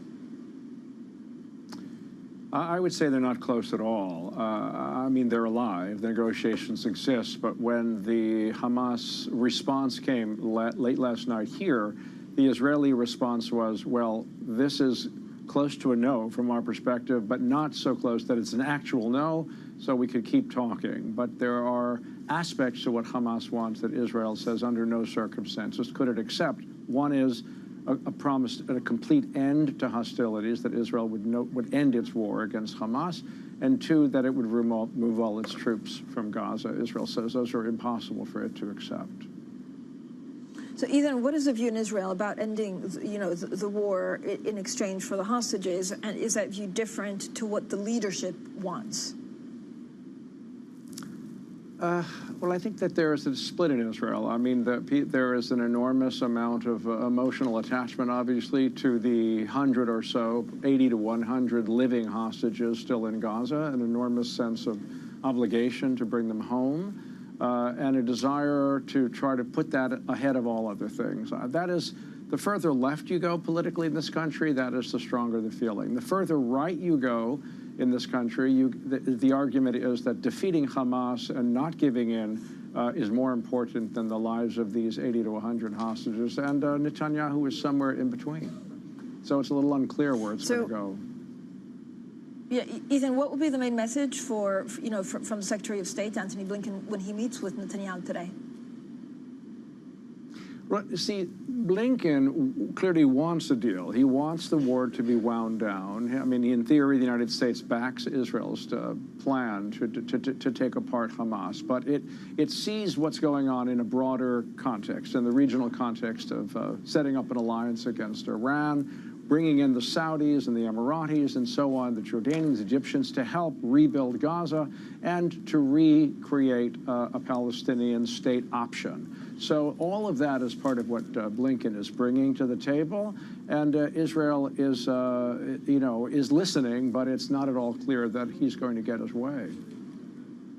Does the Prime Minister Netanyahu stay in power?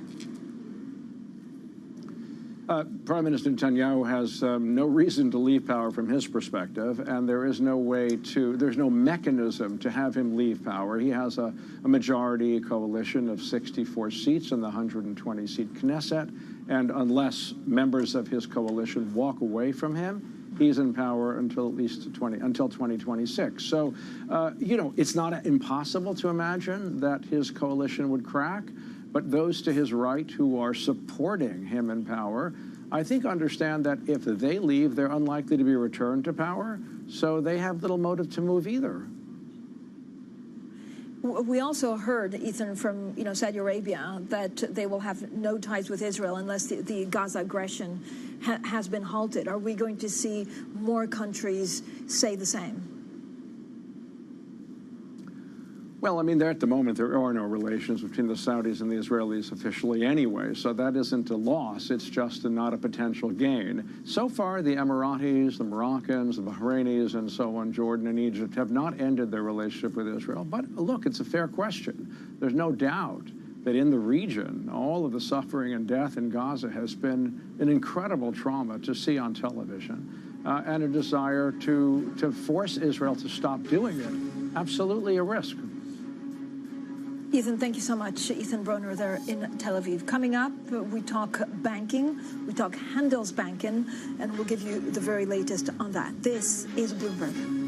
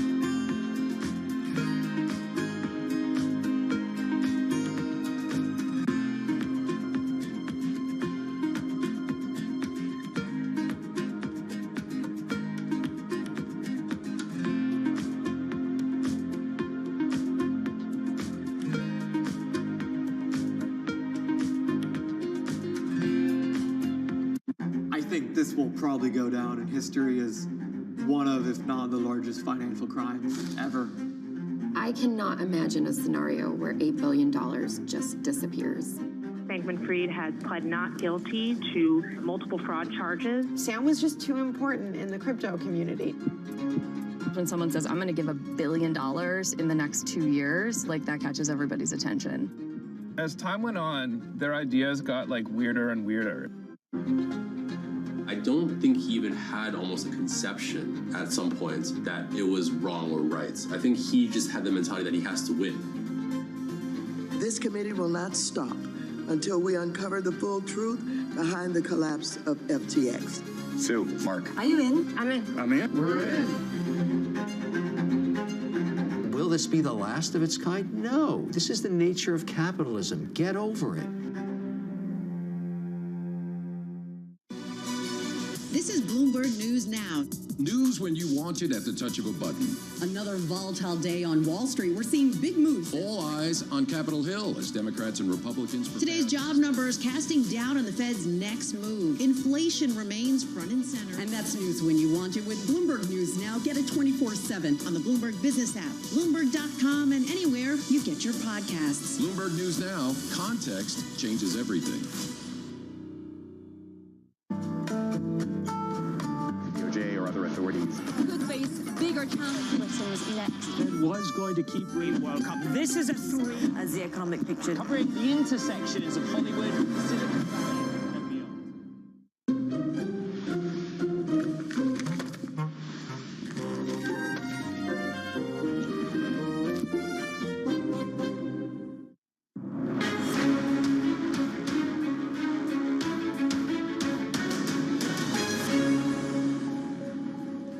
Well, the Fed's Loretta Mester says policymakers should gain confidence to cut later this year, but adds there's no need to rush.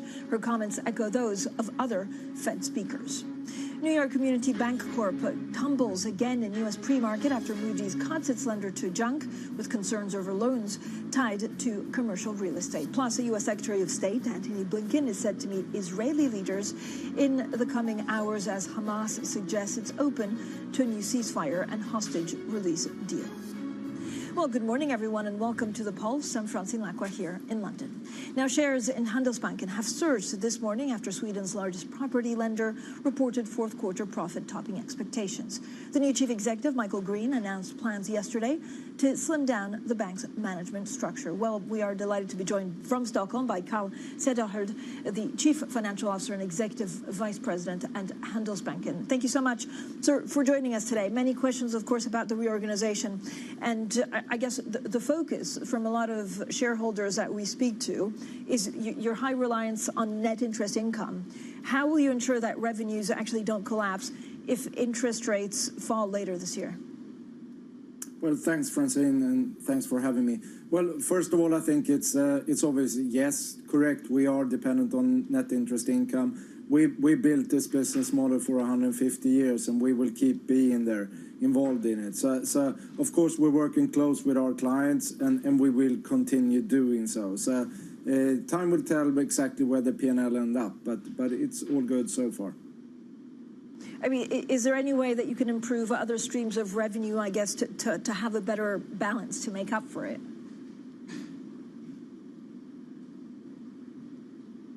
Improving our net commission income, and we will definitely keep on working a lot with that one. You can see that we have performed very, very well for the last 15 years in that segment, where we've been improving our... In Sweden, for instance, we have roughly a market share in most of the segments between 20 and 25. And in the savings market and in the asset management business, we have between 10 and 15, closer to 15 perhaps. But so we have some room to move there, and we definitely put a lot of efforts into growing that. How attractive at the moment is private banking and wealth management? Very, very attractive, definitely. I mean, that is one of the structural parts we've been growing very, very nicely, and then we put a lot of focus on continuing that one. We've also, of course, heard from, the new chief executives, this new slimmer group. What does that mean in terms of job losses? I know he was saying, for example, in January that there was going to be a trimming of some of the overhead costs as some of the bank's function have grown out of proportion. Is there anything more that we can expect in the coming months? I think it's fair to say that we've been on a journey to improve the bank, and we've done quite a lot in the branch network. We've been working around the country structures. We've been divesting from a few pieces. The journey is now up for actually improving the support functions, and Michael will assume, and we have a history in the bank where actually the CEO is also the manager of the Swedish operation, which is by far the largest one in the bank. And Michael will assume that role, so he will be CEO as well as being heading the Swedish operation. That creates a possibility for us actually to merge and consolidate the support functions you have centrally with the support functions you have in the Swedish organization. And we will work quite a lot on that one. So that's definitely a journey which we will move into now. And that, of course, we will work a lot with efficiency there. Could you also talk us through why you've decided actually to increase the dividend instead of share buybacks, which some other banks are putting forward? Yes, I mean, as you say, first of all, we increased the ordinary dividend from 5.5 crowns to 6.5 crowns. Then what we said is that we will still run the bank extremely conservative. We've been doing that for ages, and we put a lot of focus on that one. So during 2024, we will run the bank with another percentage point above our normal target range. And in doing that, when we want to run the bank then 4 percentage points above our regulatory demand, that frees up capital to actually make an extra dividend of another 6.5 crowns. So moving into 2024, we will more or less anticipate 4 percentage points above the regulatory demand and then adjust the dividend accrual. And yes, as you are correct in that, the proposal is now for an extra dividend and not for share buybacks. We still have the okay from the AGM, and we will look for a new approval at the AGM to perform buybacks. But as of now, we will do it with extra dividend. What's happening to your Finland operations? I don't know. Can you update us on either a sale process or a winding down of the operation? And do you think that still makes sense? They've actually performed pretty solidly. No, we haven't changed any footing there. I mean, strategically, we definitely work in the 4 home markets we are. So we are looking to divest Finland, definitely. And yes, we're progressing towards the target of more or less selling half the operation. That will be done by Q4 this year. The remaining half, we will work on both either selling or winding down. And yes, as you say, obviously, it's not a burden for the P&L as of now, but still creating the best of bank, you need to be in areas where you can structurally be really competitive. And in that sense, we've definitely stick to the decision to move out of Finland. So today your share price is gaining 6.5%. Yesterday it gained 2%. But at the same time, if you look at the overall position of some investors, it's one of the, banks that is also most shorted. Can you explain why you think that is? And have you had any conversations about this with anyone? Yeah, I think in many aspects, I mean, the international media has painted a picture over Sweden and over Handelsbanken, which has obviously been a headwind to us. It's been circulating around large debt levels of the Swedish populations, a real estate sector needing to adjust, and a weak crown. I think in many cases we've proven that wrong, at least for Handelsbanken. I mean, we have a really good client segment, a very wealthy one. We have really good clients. Yes, we have a large proportion towards real estate sector, but we've proven that we have a very, very strong asset quality in that one. If the macro environment turns and we keep on proving, I mean, the bank's progress, I think many factors are actually pointing to quite decent behavior and performance of the stock. So I think this is in line with it. Thank you so much for your time today, Carl Cederschiöld, CFO and Executive Vice President at Svenska Handelsbanken, for your time today. Now, a redhead crossing the Bloomberg terminal in the last few minutes. That means it's important news that we need to update you on. China has replaced the head of its securities regulator in a surprise move amid a sharp sell-off in the nation's stock markets. Now, Wu Qing, a banking veteran, has been named as the head of the China Securities Regulatory Commission, and that's according to Xinhua News Agency. Coming up, some of the world's best-known asset managers increasing their bets on infrastructure and renewables. We discuss this with the leading energy investor next. This is Bloomberg.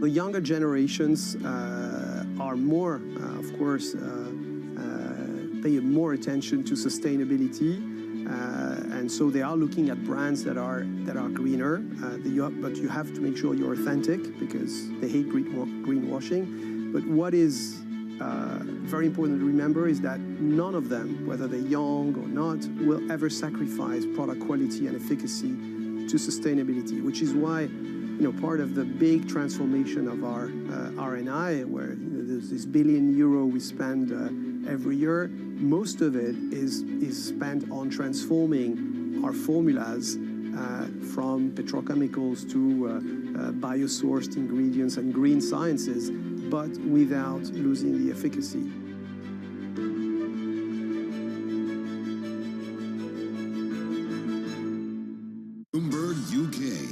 Source for news and analysis covering the biggest challenges facing the UK government, economy, financial services and markets. Tax cuts should not be the priority. It's about a credible plan for growth over the next 2-3 years. In this post-Brexit world, how do you see actually servicing your clients? It was disruptive and it's going to have implications to how capital raising works. Now we're having the perfect storm in the UK. Watch Francine Lacqua Thursdays at 9:30 a.m. only on Bloomberg. Context changes everything.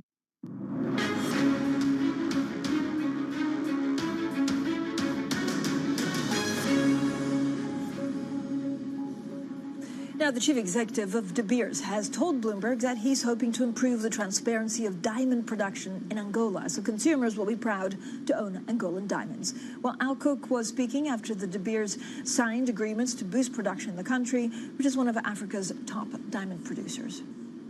There's only really been one diamond discovery in the entire of the 21st century, so there is a growing shortage of natural diamond. We are past peak supplies of natural diamonds, and we believe that Angola is the best place in the world to go exploring for diamonds. What does that mean then for 2024? I mean, what are you anticipating? Well, in 2024, we'll be investing for the long term. So in South Africa, that means ramping up the Venetia mine that we started up, the underground mine there that we started up just last year. In Botswana, that means ploughing ahead with our plans for the Zwaneng underground mine and building on that. In Namibia, that means building up production from our new vessel, the Benguela Gem. In Angola, that means moving forward at pace with exploration. So 2024 is about investing for the long term in our African producer countries. Well, let's talk about at pace. What's the next step really with this MOU? Now that it's signed, I mean, what would at pace look like in 2024? So what we're doing in Angola is we're working below the ground and we're working above the ground. So below the ground, we've got 2 exploration blocks. We signed those in 2022, and we're actively exploring on those at the moment. And that means airborne surveys followed by drilling. But what's really important in Angola is above the ground, and that starts with the reforms that President Lourenço has brought in, driving transparency across Angola. But what we're doing in our new agreement is we are supporting the Angolan government, bringing the best of our GemFair technology from Sierra Leone, bringing the best of our sorting technology from Botswana, and bringing all those to bear in Angola so that we can really lift the standards of the whole value chain and make sure that we're really proud to sell a diamond from Angola. Well, the De Beers Chief Executive Al Cook there speaking to our very own Jennifer Zabazaja a little earlier. Now, we often talk about the energy transition and rising demand for innovation like electric vehicles and sustainable energy. Now, the infrastructure that actually underpins all of this, from power grids to data centers, usually gets less attention.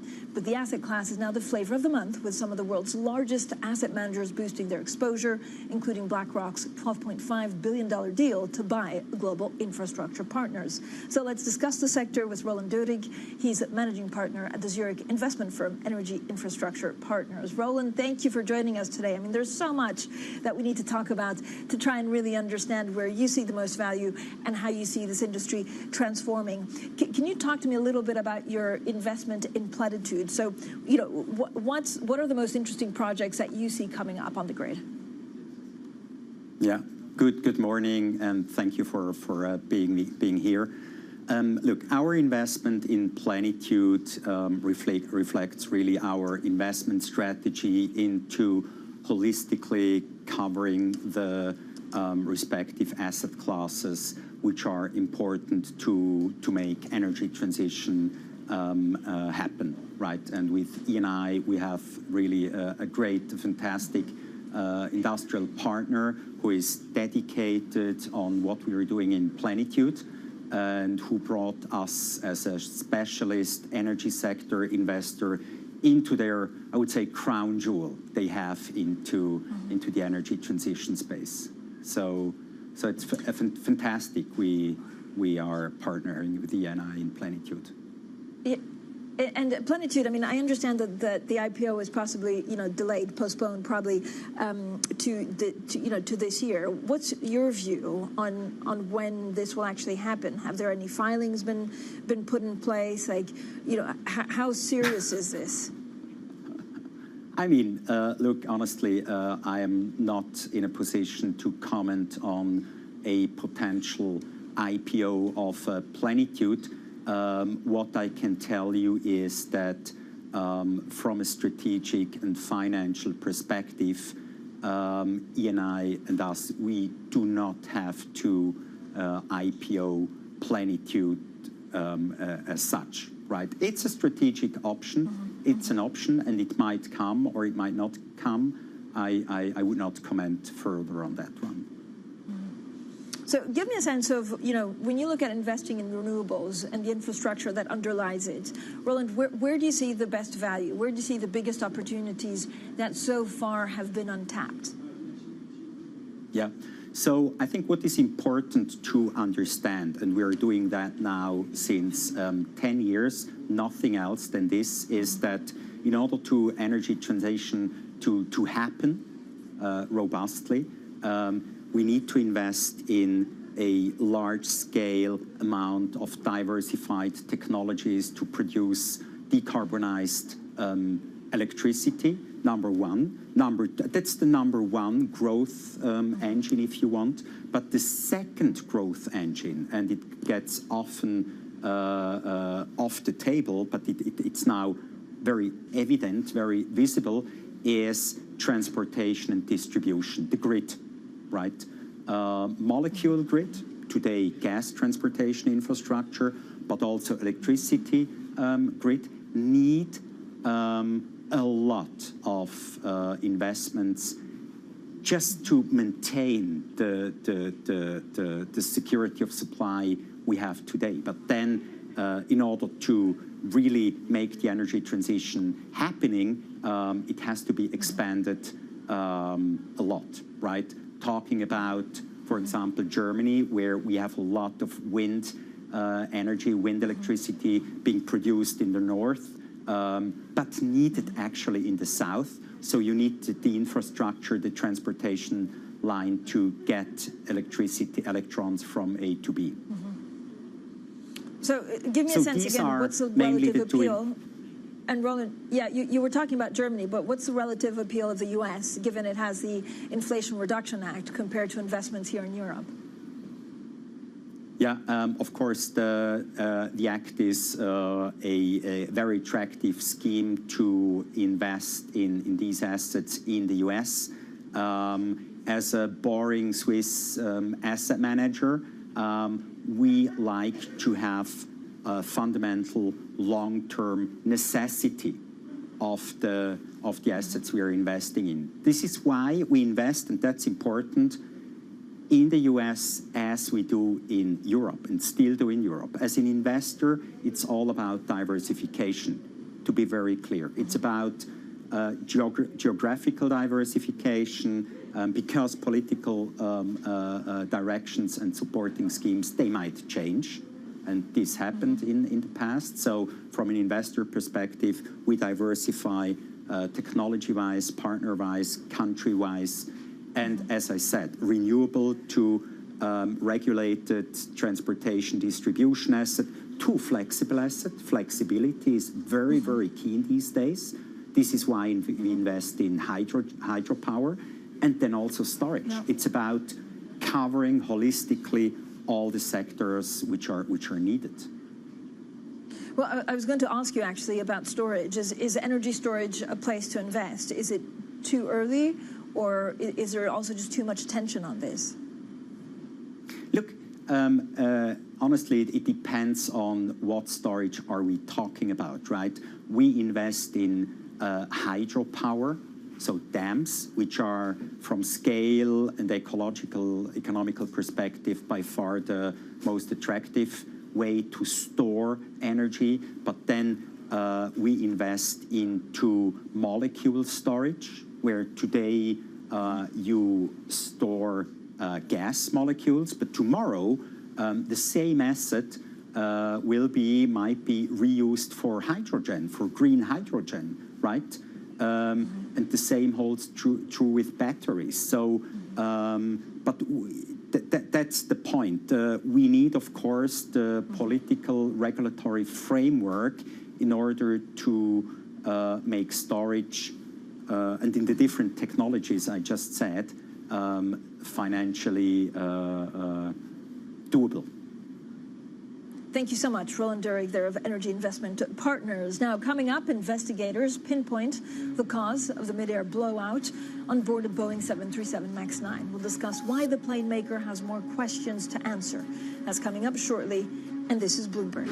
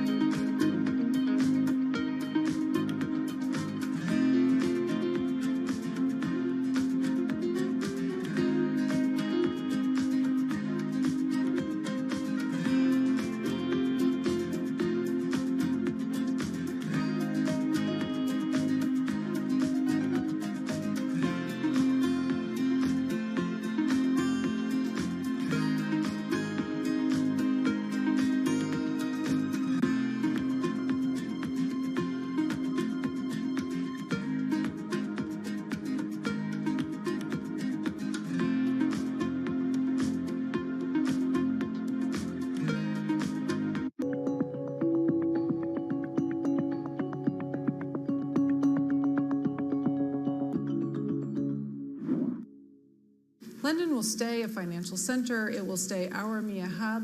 We'll just have a rebalancing onto the continent. And actually, the numbers of who has moved across aren't that big. So it's sort of in the 200 level. And if you think about 15,000 people, that's sort of not that material. And so I do think both will basically continue to grow and continue to be very relevant. What will change, though, and the big thing that's changing, is actually the risk-taking is what's going to move. And so we've historically had risk-taking in the UK. That risk-taking and the assets that go with it, not the people alone, but the assets that go with it, that's the next phase of what we're now moving into. And that will be a material change.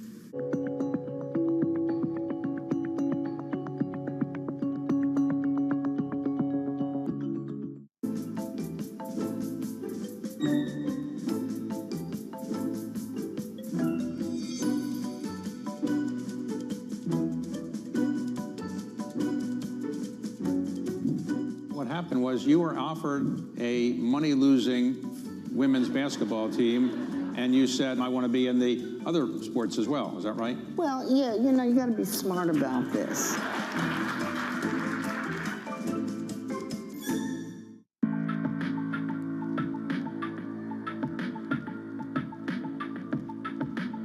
This is Bloomberg.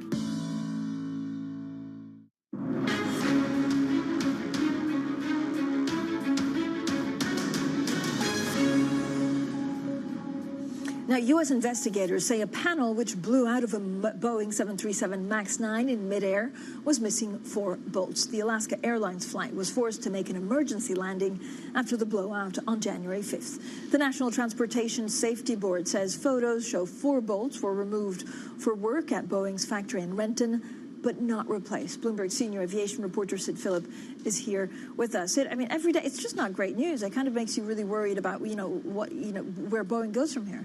It is. It's a very sort of shocking conclusion, even though it's sort of preliminary findings. But the fact that 4 bolts were missing from the door shows that there was some sort of slippage in terms of quality control at Boeing. And I think that's really going to sort of put airlines, investors, everyone under pressure as to how does Boeing improve its quality and make sure that incidents like this don't really happen again. Sid, I know it's a tricky question because we're just at the beginning, but whose fault is this? I mean, is this like Boeing? Is it third supplier? Like, if who do you point the finger to? At the moment, obviously, the investigation is still premature in terms of who is responsible personally. But I think at the end of the day, it is Boeing's aircraft because Boeing built the aircraft. And the CEO accepted as much, saying that they are responsible for quality at Boeing. And so it is a Boeing aircraft and it is Boeing's responsibility. Boeing supplier Spirit Aerospace is planning changes to executive pay. What do we know about that? Yeah, so Spirit Aerosystems reported their earnings yesterday, which is also a big day for everything else. And among the things that the CEO talked about was the fact that he was going to link management pay to quality. And that's because Spirit is Boeing's biggest supplier. They make most of the 737 MAX. And there's been a lot of slippages in quality over the past year, excluding the door incident. And the latest issue which came up on Sunday was the fact that they had misdrilled holes on the 737 MAX, and that could potentially affect 50 undelivered 737 MAXes. So essentially, Spirit is really sort of trying to ramp up its quality, and that's really key to that whole messaging, the fact that they have to get their quality control back in order to be able to deliver planes that Boeing can sort of count on. And so this is just for the 737 MAX, right? And not many, I mean, are they still flying? Yeah, the 737 MAX is back in the air. It was grounded briefly. The MAX 9 was grounded briefly, and now it's sort of back in service. And it's really a question of getting those planes. About 94% of the 737 MAX 9 are back in service, and the MAX deliveries have continued all along. No. And so it's really a question of making sure that quality, as it goes through, keeps sort of on target and point. Sid, as always, thank you so much for making us smarter on aviation. That was Sid Phillip. But now, very quickly, New York Community Bancorp. So the credit grade was actually downgraded. It was cut to junk by Moody's. And this is less than a week after the regional lender also alarmed shareholders by slashing payouts and stockpiling reserves. And you can see, actually, pre-market, that stock, once again, down 9.5%. Bloomberg Brief, that's up next.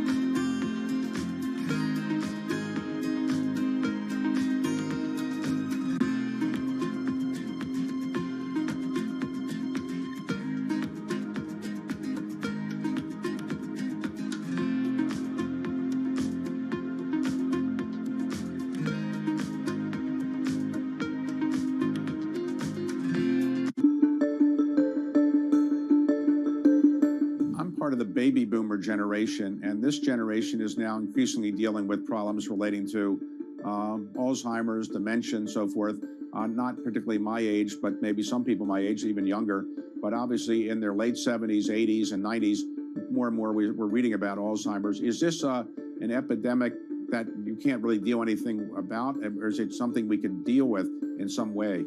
It's a real challenge for a lot of families, mine included. You know, I have a 90-year-old grandmother at home who's struggling with dementia, and providing care for her has been a real challenge. And for my family, we love her dearly. We want to be there for her, but it's painful for us to see the toll dementia has taken on her. This is rightfully, a concern for families across the country. We're investing a lot in studying dementia, to not just Alzheimer's, but other forms of dementia, to understand what's driving it. But very interestingly, there's also some research that's taking place, lifestyle research, if you will, on the impact of diet, of social connection, of physical activity, and sleep on dementia as well. Dean Ornish, professor at the University of California in San Francisco, has been actually one of the key folks, who has been leading some of that research on the impact of lifestyle and dementia. This is a promising area.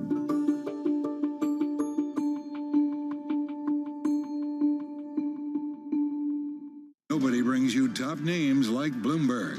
The point is that the economy is doing very well in the Netherlands, but the election was very much focusing on migration. They had made 26 attacks. We'd given warning after warning, but we hadn't taken action. Parliament has to stick to this. It has to comply with the debt brake. The debt brake is really a good ally. I think we have made addressing inequality a key sort of driver of our policies. Bloomberg. Context changes everything.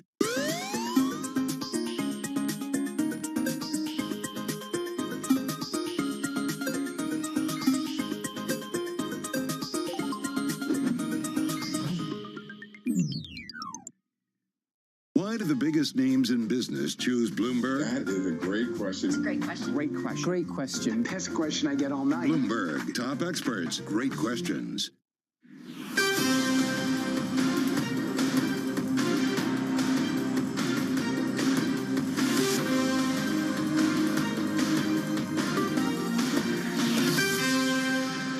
Good morning from our world headquarters in New York. I'm Manus Cranny. And I'm Danny Berger. Welcome to Bloomberg Brief. Let's set your agenda. Moody's cuts New York Community Bank Corp to junk as the stock hits its lowest level since 1997. Treasury Secretary Janet Yellen says commercial property, the worry there, but regulators, they're on it. And Fed officials Loretta Mester and Neil Kashkari echo Chair Powell, signaling policymakers are in no rush to cut rates. And she's off to the races. The F1 boss at Williams tells Danny Berger how he's leading his team to financial stability and addresses the drama of the racetrack. Nothing to the drama that you get on Bloomberg Brief. Oh, well, thanks for the plug. Also, that was kind of you. That's generosity on the show. I guess you don't get a choice. We're showing it whether or not you want it, so. Listen, it's a great interview. Stay around for that. By the way, she gets the glamorous job. She arrives in New York. She gets the glamorous jobs. I get bombs. Okay, let's have a look, because quite literally went from parabolic to pragmatic response mechanism in the bond market. You have yields dropping by 8 basis points yesterday. What drove that drop? Was it the yield hunters that turned up for the 3-year auction, or was it a more pragmatic response to what's happening at New York Bank Corporation? On the brink of collapse, is it? I don't know. But $5 and $6 put options are being traded in volume, in size, like you've never seen before. So there are yield hunters, and there are protection mechanism against disruption in the banking system. Get ready for tonight. 10-year government bond yields at the bottom of your screen. Not tonight, I'm in the wrong time zone. They're going to turn up for $42 billion worth of an auction, the biggest on record. The dollar dips ever so slightly as the yields drop by 8 basis points. The dollar came back from a 12-week high. That is something we will debate a little bit later on. What's going to drive the next leg in the dollar, risk or rate? Crude is up by 0.8%. Again, bid up for 2 days in a row. The Red Sea risks now, strangely enough, the light goes on, Danny. Red Sea risks are usurping the U.S. stockpiles. We've put on a couple of bucks in the past 2 sessions, but it's a $10 range for 2023. Good morning. Good morning, Manus. Even Isabel Schnabel is talking about the Red Sea risk as one of the reasons that potentially the ECB isn't going to cut as soon as you might think. Now, if you look at this equity market so far, we look very sanguine, very peaceful, little change, be it S&P, NASDAQ futures, or the European Stock 600. Under the surface, that's where the drama is. NYCB this morning, Manus mentioned it, that bankruptcy concern, a Moody cut to junk, is falling some falling 10% in the pre-market trade, still trading at the lowest since 1977, 60% down this week. In the NASDAQ, again, oh, we're all so easy, we're all so calm. Not so. Under the surface, Snap falling by 30% in the pre-market trade. The reason the rest of this index isn't reacting is that we had Meta earnings. They did fine. This seems to be a Snap-specific story. Meanwhile, European equities come off of a 2-year high. The DAX yesterday, that hit an all-time high, so kind of playing catch-up with U.S. stocks. But can it continue? Well, if you're Jefferies, Manus, you actually want to be selling stocks right now, everything except the Mag 7. Jefferies says that the Mag 7, the chief economist over there, Mohit Kumar, says that the Mag 7 is quality for the rest of the stock market. It is time to tactically sell, saying that it is not flashing a red light, but it is flashing an amber light. So that's your stoplight warning, Manus. Well, you know, for everybody at Jefferies, you then look at JP Morgan, you think, you know, fight, fight, fight between the traders and Kalanovic, because the traders have put out a mea culpa. They say buy U.S. stocks. They're breaking away from Kalanovic, and they're basically saying, you know what, they're tactically bullish now. So this is about a difference of opinion between Kalanovic. I mean, you sit directly behind me, you went, well, Kalanovic has held on to his position for 2 years now, and fight, fight, fight, you know. Ah, it's true. Kalanovic has been a bear for so long. Well, if you stick to the one line for so long, eventually what happens? Yeah, a broken clock. It's right at some point. She said it, not me. You know, it's a saying, if you will. But let's see if Citi is a house divided. Let's get to Beata Mantai, equity strategist at Citi. Beata, what line do you want to take? Is this equity market flashing red, amber, or are you getting the green light? Well, it depends on the time horizon we are talking about, but our view all along, well, last year as well, and into this year, has been quite constructive in terms of upside for equities going forward. Now, in Europe, which I cover more in depth, we only have 5% of returns left until the end of the year. So, of course, perhaps you'll have some volatility along the way. But the data that we keep getting, and that was part of our thesis, that month by month, really since the summer last year, the data continues to improve. So the outlook continues to look marginally better, which we think creates this more constructive views for equities going forward. Beata, good morning. We may talk every day about Mag 7, and we will come back to it in just a moment, but I'm going to stick with the European theme, as you say. Let's tilt to your hat this morning. There is concentration risk in Europe as well. I was just looking at some of the data this morning. ASML, SAP, and Louis Vuitton. They are more than 20% of the stocks 50 and nearly 100% of the return. So you've got your own concentration risk in Europe. Where do you want to be exposed in Europe, given that dominance of those three themes, which is chips, software, and luxury? Absolutely. So these are very large stocks, but in terms of valuations and the entry point, they are looking quite different to the Magnificent Seven out of the US. So all these are part of the stocks exposed to China, with revenues coming out from them. And what we've noticed is that over the last 6 months, the market has been quite negative in relative terms for these stocks. This is why you're getting these squeezes higher and positive surprises to the reporting season that is pretty much in line. It's not particularly great, right? While what we see in the price reaction is much better than you could expect. So what we like, we are pro-cyclical. We've gone full on into cyclicality in October last year. And in terms of the cyclical growth, we like tech, we like luxury goods that we've upgraded in fall last year. Within deep value cyclicals, we like sectors like basic resources, which give you a good hedge. When it comes to luxury, Beata, because you mentioned China, they're obviously a very closely tied narrative. China growth continues to need support. We get a drip feed of news. China equities rebounded this week. Is it a dead cat bounce? Remains to be seen. Of course, the authorities are putting a lot of effort to stabilize the prices, but our view all along has been that throughout the course of last year, international investors have become more and more bearish on the outlook for Chinese equities on their own, and they see investing directly in them as increasing geopolitical risks in their portfolios. So that the Chinese economy is rebounding. It's a fact. It's rebounding from low levels. EPS in China is rebounding as well after a very big contraction that they've seen over 2022 and into 2023. But as I've mentioned at the beginning, these international stocks, the China proxies we call them, they've come down to very reasonable levels, and we are arguing that international investors probably will be more willing to get exposure via these stocks than directly through China, which doesn't mean that Chinese equities cannot go up, right? They can go up with the local funds, and we've been already seeing an increase in the inflows, local inflows into Chinese equities. Well, they are marshalling the local support in a myriad of directions. Beata, you are neutral on U.S. equities. Danny and I want to understand why. And to what extent are you worried about the consumer? I asked you that because, of course, we had the credit card balances come through from the New York Fed yesterday, and delinquencies are rising. It's about the direction of travel. I'm not saying they're parabolic, but they are. Credit card delinquencies, 8.5%. Auto loans, 7.7%. Are you at some kind of an anxious amber point on the U.S. consumer? So in terms of the allocation, the global allocation and market rate on market positioning on the US, we've been more bullish on the US market last year, and as this balance of risks that I've mentioned at the beginning has been improving, we've come out with the thesis of broadening EPS and broadening EPS markets. So it doesn't want to say that US equities don't have a good upside going forward. They do. It is this broadening of EPS after quite a subdued EPS growth year, or in some regions proper contractions or hidden contractions like in Europe.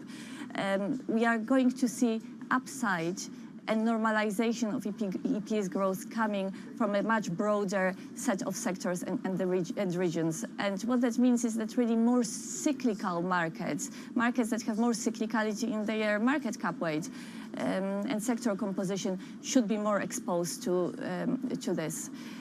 So neutral in the US, and our preferred regions globally is continental Europe and emerging markets. So of course this China call would be definitely helpful if Chinese equities continue to go higher. Now, in terms of the weakness in the consumer, we've been waiting, well, the street has been waiting for it for some time. There are signs that it is weakening, but what matters for the equity markets is really, is it going to crash or is it just a weakness? So and therein lies that's probably the biggest debate that we've all got. That fortitude of the, what's the word for the U.S. consumer? The hedonism. That's hedonism. There you go. Hedonism of the U.S. consumer. Beata, we're up against the clock. Thank you very much for setting the agenda for us. Yeah, let's see where those Chinese equities go.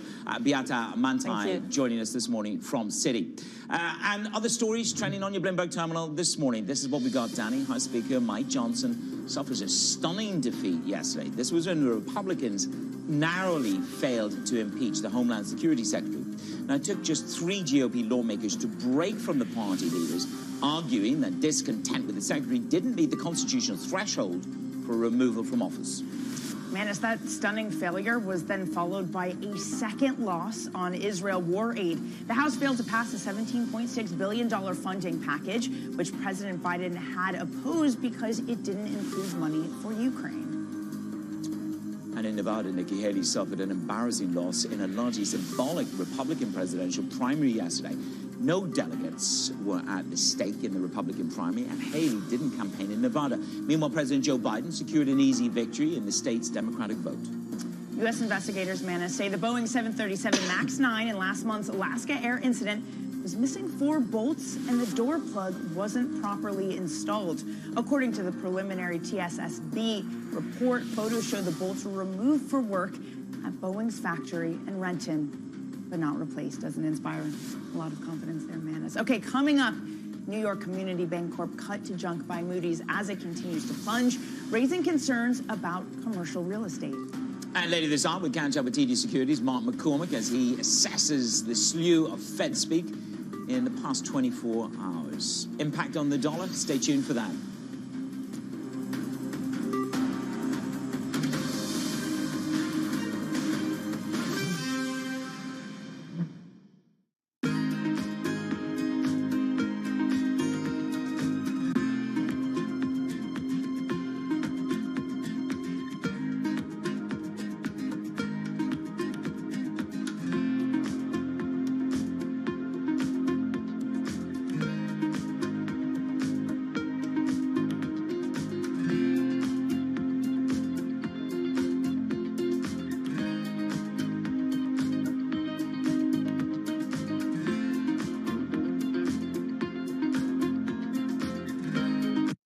think this will probably go down in history as one of, if not the largest financial crimes ever. I cannot imagine a scenario where $8 billion just disappears. Bankman-Fried has pled not guilty to multiple fraud charges. Sam was just too important in the crypto community. When someone says, I'm going to give $1 billion in the next 2 years, like that catches everybody's attention. As time went on, their ideas got like weirder and weirder.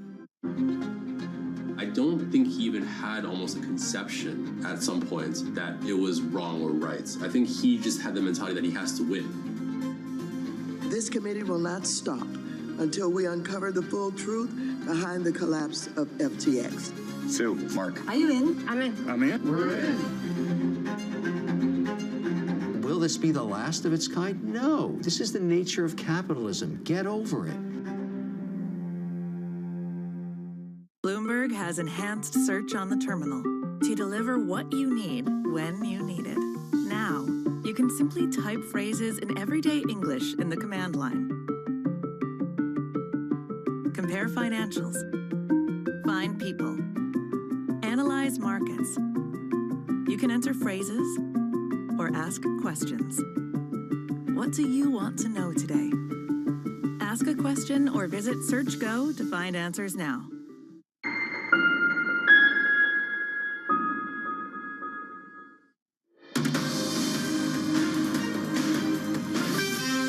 I do have a concern about commercial real estate. I believe it's manageable, although there may be some institutions that are quite stressed by this problem. That was the Treasury Secretary Janet Yellen there on the New York Community Bank Corp. It has been cut to junk by Moody's less than a week after the regional lender alarmed shareholders by slashing payouts, stockpiling reserves. So the pressure is on. Jennifer Surain joins us. Again, what is the basis for this decision to cut now? So it was sort of interesting because it was actually a few different things that they cited beyond the commercial real estate, elephant in the room. So they talked about the fact that this bank has seen several executives depart in recent months that were in the risk organization. They said that is your second and third line of defense against, protecting this bank from anything that could go wrong. And so they said that this isn't just about the fact that you've had these credit issues, but it's also the fact that you guys have some clear governance issues. And we had New York Community Bank come out this morning and say, we are looking to fill these roles. We want people with the right experience. So clearly you see the bank really trying to prove that it's making a difference here. This does seem to be a global thing. I turned to you this morning and I said, did you see that there is a distressed Chinese developer selling a tower in London for 13 cents? 13 cents. I do listen. Yeah, I know you listen. We could buy that. Do you want to buy a Where's tower your in Amex London? card? I don't know if it's working right now. 13 cents. I mean, this just 13 shows you the level of contagion. Yes. Because again, last week it was in China that we had another issue in regards to commercial property here in the United States of America. Exactly, and that's the point, Jenny. Do we have more to worry about? Not just, for example, NYCB, more to worry about there, but again, this global issue, is there a contagion threat? I mean, I do think that's why you see investors treating the NYCB stock the way that they are. This, the announcement that they had last week, it wasn't just that they had defaults in the fourth quarter. It was also the fact that they were setting aside a lot of reserves. And so usually what that points to is a bank saying, there's more trouble on the horizon. We have to kind of batten down the hatches and get ready for whatever's coming. And we've already started to see other banks. You had Deutsche Bank just last week as well, saying similar things. And so we've got more of the European banks reporting in the coming weeks. I think that's something we're going to be keeping a super close eye on, but it definitely doesn't seem to be, just a New York problem. This is a global issue post-pandemic where you just have fewer workers going into offices. That causes these vacancy rates to just soar. And so you're just seeing a lot of banks having to take these marks and kind of take their lumps, as it were. Okay, Jenny, thank you very much. That is Jenny Surain. Look, Danny, this talks us back. We've got to put in context, even though you got the downgrade, the stock is the lowest since 1997. Just when you look in the body of the story, they talk about the deposits and they talk about where we are in terms of the numbers. Yeah. And there is that coverage ratio that they have, and that is the important distinction to have. They have a total liquidity of 37.3 billion. Exceeding the uninsured deposits and a coverage ratio of 163%. It's how long can they sustain that? Right. That's the question. Right, but that means we're in this place again where everybody is picking through bank balance sheets. It really feels like a repeat of almost a year ago in March, where all of a sudden you look and you say, what banks have this weakness? Do we need to sell? Well, again, where's this going to drive the flow of money? Yes. Out of institutions, peripheral banks, regional banks, into money market funds, and who's left with their pants down when the tide goes out, quite literally. I thought you were going to say just all goes to JP Morgan. I mean, right? It's what we've seen. See? JP Morgan keeps getting bigger. Okay, Manis, from banks you love JP to sports. Well, okay. We'll talk about that. We'll talk about that off air. That's not for on air. From banks to sports, ESPN, Fox, and Warner Brothers are launching a joint sports streaming service that will feature major college and pro games. Disney CEO Bob Iger writing in a statement, the launch of this new streaming sports service is a significant moment, a major win for sports fans, and an important step forward for the media business. Joining us now is Bloomberg's Tom McKenzie.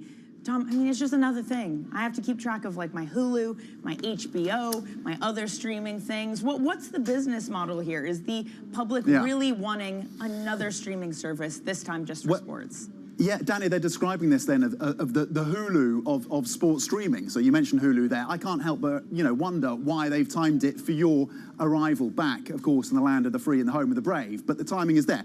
Look, we don't know the name, we don't know the price. We know it's going to launch in September or in fall, as you say, stateside. And it is this trio coming together then, offering this sports streaming package. What it allows them to do then, Disney, Fox, and of course Warner Brothers, is leverage that combination to combat the kind of competition that they are seeing from the likes of Amazon and other streaming services that are bidding YouTube as well for the rights of these sporting competitions. As you said, NFL, NBL, and NHL all being offered on this service. That is the plan. But of course, it's going to prove hugely competitive, the analysts expect, to the likes of Paramount, to the likes of Comcast, NBC, of course, in terms of their sports offering, and it could well lead to more cable cutting and cord cutting. We know that's been an issue for pay TV. We're waiting, of course, to see what Disney say and their executives later in the earnings today. That stock currently, Disney, under a little bit of pressure, but you're seeing a little bit of upside for Fox and Warner Brothers on the back of this announcement. But again, it allows them to have that leverage and compete against the likes of YouTube and Amazon with the rights issue, but it could prove another challenge for pay TV. Yeah, I mean, it draws in the audiences, and literally, you click on your TV these days, and it's a multitude. They just want to draw more into the sports streaming. Quick line on Snap, down by 30%. Yes, I mean, it's where do you spend your ad dollars? Do you put it on Instagram or do you put it on Snap? That's the battle, isn't it?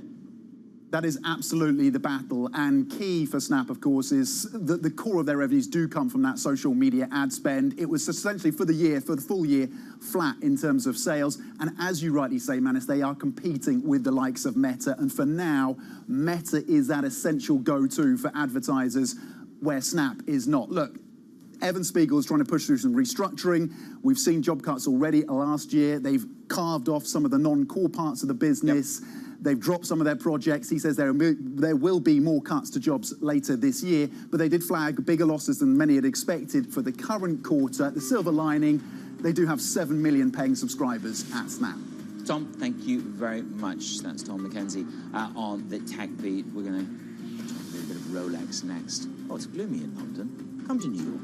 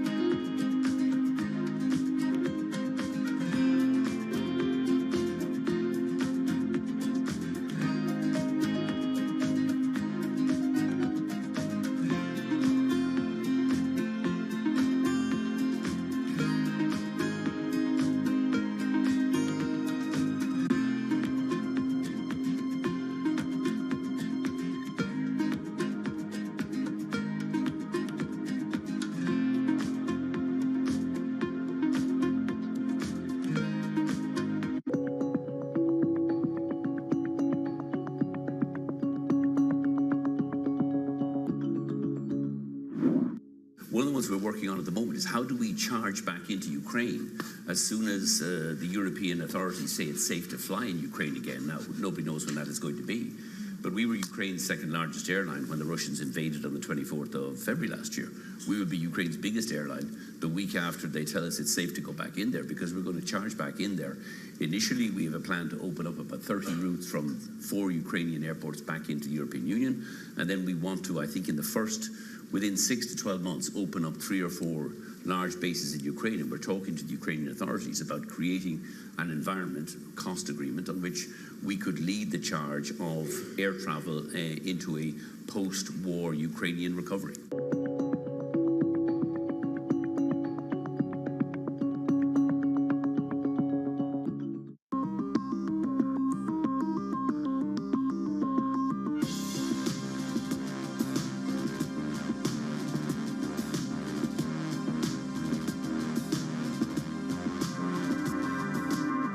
From our studios in New York and San Francisco, our expert hosts have the data and analysis about the companies you know and the startups to watch, plus the interviews you don't want to miss. Watch Caroline Hyde and Ed Ludlow on Bloomberg Technology, the only daily business show dedicated to tech, right in the middle of the trading action. 11 a.m. on the East Coast, 8 a.m. in the West, only on Bloomberg Television. Context changes everything.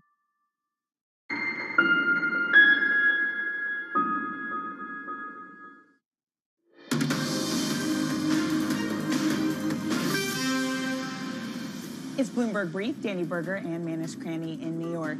Manus, some bad news for those who are hoping to trade up on their used watch. Last year, over the past 12 months, only 2 types of Rolexes have gained in price. That is the Pepsi, the GMT Master 2, and the Lady Datejust in steel and gold. Those are the only ones, that's the Pepsi right there, that have gained in price in a year. And of course, we're tracking this. This is our own Bloomberg Subdial Watch Index. We track 50 of the most traded watches out there. Now look, on Bahnhofstrasse, you can pick up, if you're lucky enough to be on the list, I mean, the most embarrassing thing is to go into a Rolex shop and go, can I have one? Are you on the list? Have you spent 400,000? Is this from experience? Have you spent... You feel you I can see tell you know I this didn't very make well. the list. That's the whole point. I didn't make the list. Which is, did you spend X amount of dollars to get on the list to get yourself one of these? I mean, retail at 10,400 Swiss. Yeah. But of course, on the secondary market, they are 20,000. There's the point. But see, here's the point, Manus. 20,000 for the Pepsi. The Lady Datejust is just 4,200. How do you feel about that? It's a steal. I think you should buy it for me. I don't want to repeat what she actually said in the commercial break. She was sort of trying to tease it out of me. $4,200 for the Lady Datejust. Yes.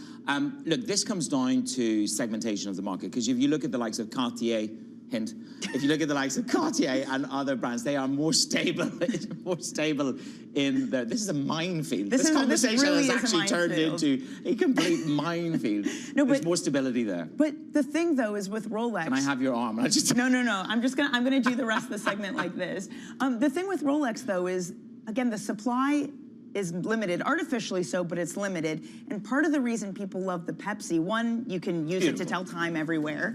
And there's speculation on YouTube that Rolex is gonna discontinue it. Speculation, which I should say, is not necessarily backed up by reality. So maybe we'll get you one. You're just stoking the Rolex market. Talk about the dollar. You need dollars to buy Rolex. Good value.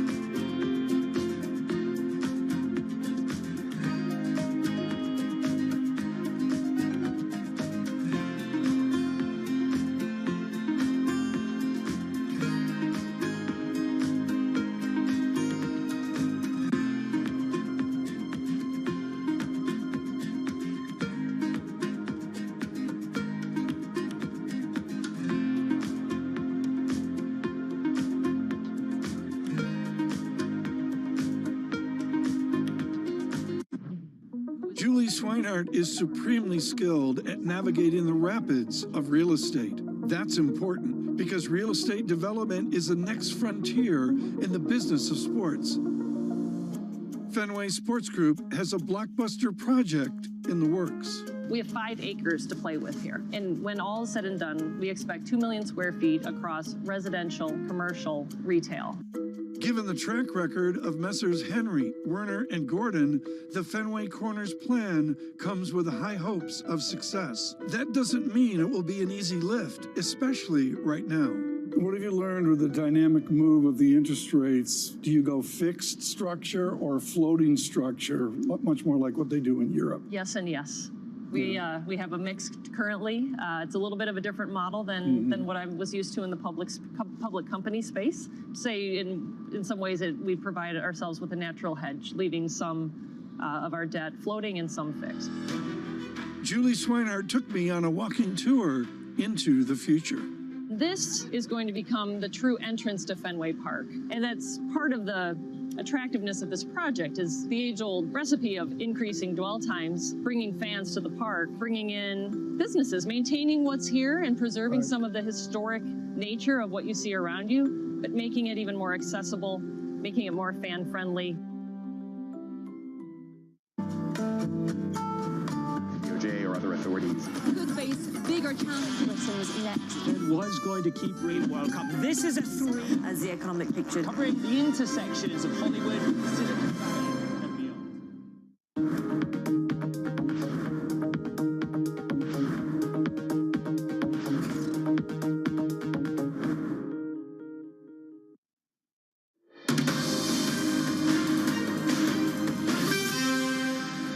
It's Bloomberg Brief with me, Maniskrani, in New York. And I'm Danny Berger. Here's what you need to know. Moody's cuts New York Community Bank Corp to junk. The stock hits the lowest since 1997. Treasury Secretary Janet Yellen says commercial property is a worry, but regulators, they're on it.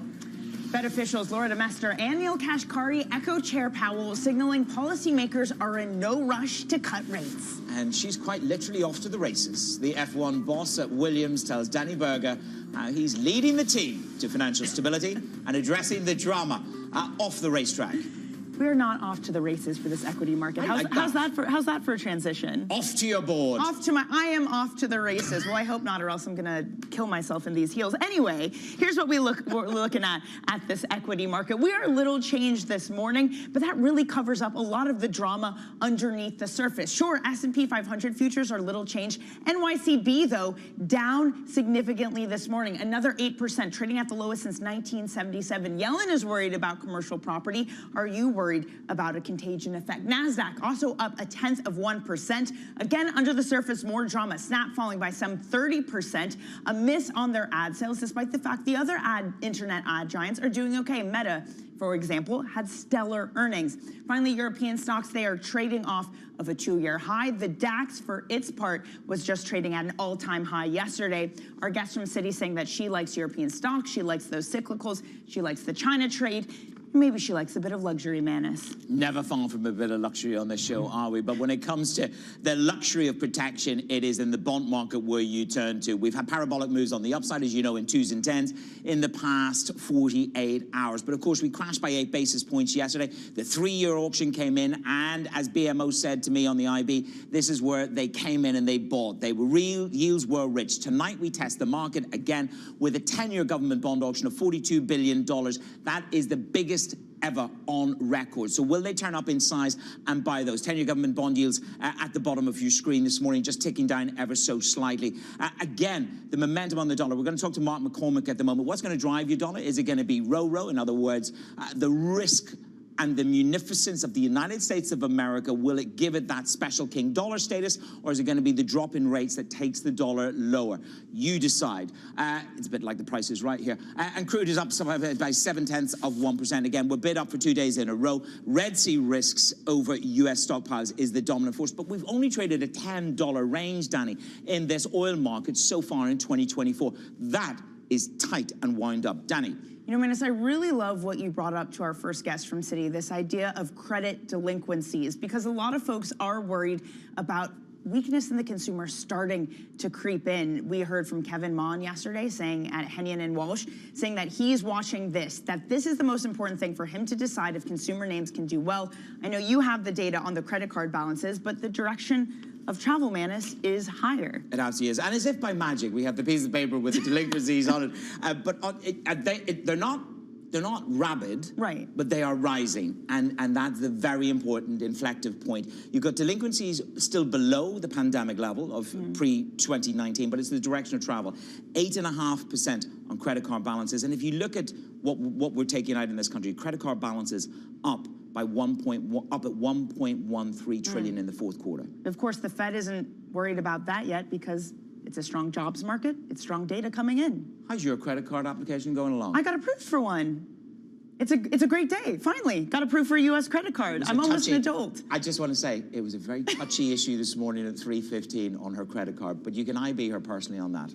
Yeah, thank you, Manus. You're very welcome. All right, shall we talk about Fed officials? Let's talk about the Fed officials. That's probably much more relevant. They continue to be cautious in their tone on the timing of a rate cut. Here's what the Cleveland Fed President Loretta Mester had to say.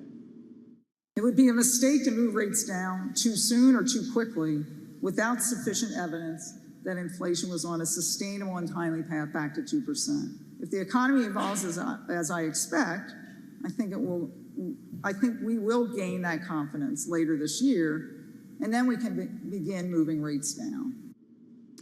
The Cleveland Fed President Loretta Mester, and the dollar comes off a 12-week high. Yields are paring back. The markets are reflecting on these Fed comments. Mark McCormick joins us from TD Securities, weighing in on the market. This is what Mark says. Data dependence remains a euphemism for confusion, leaving market participants scratching their heads on when to expect the transition phase to settle down. Mark McCormick, good morning. Global Head of FX over at TD Securities. So, we're supposed to be data dependent. That's a euphemism. When does this next phase? What is the next phase defined for you, and when does it kick in? Yeah, so I think that's important because the markets have been going through different macro regimes the last couple of years. The most dominant one that we've seen the last 2 years is terms of trade and carry and G10 inflation for FX. So a simple way of saying the commodity movements, along with the currencies that offered the highest yield, were the biggest beneficiaries of the market environment, along with the ones in G10 that had the highest inflation. So I think what's interesting is we are moving what's very clearly from a bear flattening regime that is dominated by the Fed to something on the other side. So I think what markets are trying to figure out is when do the rate cuts start and how much will the Fed deliver? And again, what's very important is this is synchronized rate cuts coming from everyone. What we see is if you look at the analysis of like what the Fed's saying and you try to correlate that with a macro driver, the Fed's language and their dovish tone that's changed over the last couple of months is correlated with inflation. So a thing that we keep kind of highlighting is that the Fed is not worried about strong data as long as disinflation continues to persist. And every single indicator you look across the board is continuing to tell us that inflation is moving in the right direction. So I think what markets are trying to figure out is what is the catalyst, because we get strong growth data, which again is easing financial conditions. And again, the other thing that's happening is that in Europe and Asia, financial conditions are easing as well. Right. And I think people still think we're using the old playbook that easing financial conditions will drive inflation higher, where we look at the opposite. That's what gets the soft landing. Well, Mark, I mean, but we hear that from not just Fed, but ECB officials, for example. Isabel Schnabel cited loose financial conditions as a reason not to cut. She also talked about the incoming data being too hot. She talked about a resilient labor market, sticky services inflation, added in their Red Sea tensions. She seems to be worried about growth leading to inflation. So is Isabel Schnabel just flat out wrong then, Mark? No, I think there's been a debate for the last couple of years of whether or not inflation is driven by supply side factors or demand factors. So I think more what we've seen from policymakers and the view seems to be there is that it's demand driven. I think there's very strong evidence on the other side. You can see research from the San Francisco Fed in terms of what's driving inflation, supply side factors or demand side factors. I think to me, it's more clear that the supply side factors are a much stronger driver. I think when we go back to some of the supply chain issues and we talk about the Red Sea and those kind of things, I think one of the things is people are worried about the impact of those type of events that we had in 2022. But I think one of the things that we've realized is that since then, and since the pandemic in general, inventories are much more buffers. Like we've had bigger buffers in terms of inventories, in terms of whether or not it can be inflationary. So I think when we start looking at some of these events, we've looked at some of these geopolitical stresses before, and they haven't manifested in inflation the way they thought they would in 2022. So I think part of it is, again, is that the central banks have tamed inflation. If you look at forward-looking inflation expectations, those kind of market drivers, we're not looking in an environment where inflation expectations are moving higher, and commodity prices have been relatively contained. And so I think part of it is that the supply side is just more dominant than the demand side, and that if central banks want to land these economies in a proper direction, letting financial conditions ease, which is, again, mostly coming from Asia. So that's an important distinction as well, is inflation. Asia's in disinflation. And while the US and Europe may or may not be in inflation or disinflation, the evidence lands more towards disinflation. So if everyone's easing financial conditions and we're getting more liquidity, this is very bullish for risk assets and very bearish for the dollar from a RoRo or relative rates perspective. Well, there is the conundrum. We can put you up against HSBC as to whether it's RoRo or rates that is going to drive this. I mean, we've had a roaring risk rally. Love alliteration. You know, and the dollar. It's a good one. And the dollar's just off a 12-week high. So you say the dollar actually looks richly priced. If I look at the forward pricing, you say it looks richly priced, but we are in a pro-risk environment. So does King Dollar endure in that environment?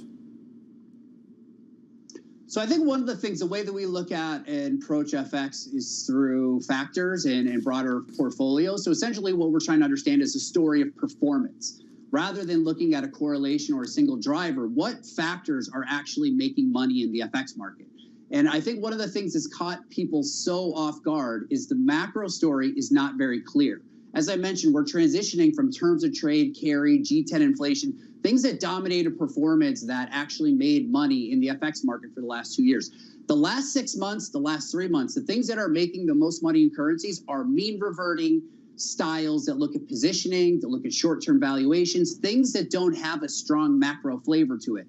And I think that actually underpins the world that we're in, is that we are transitioning through regimes.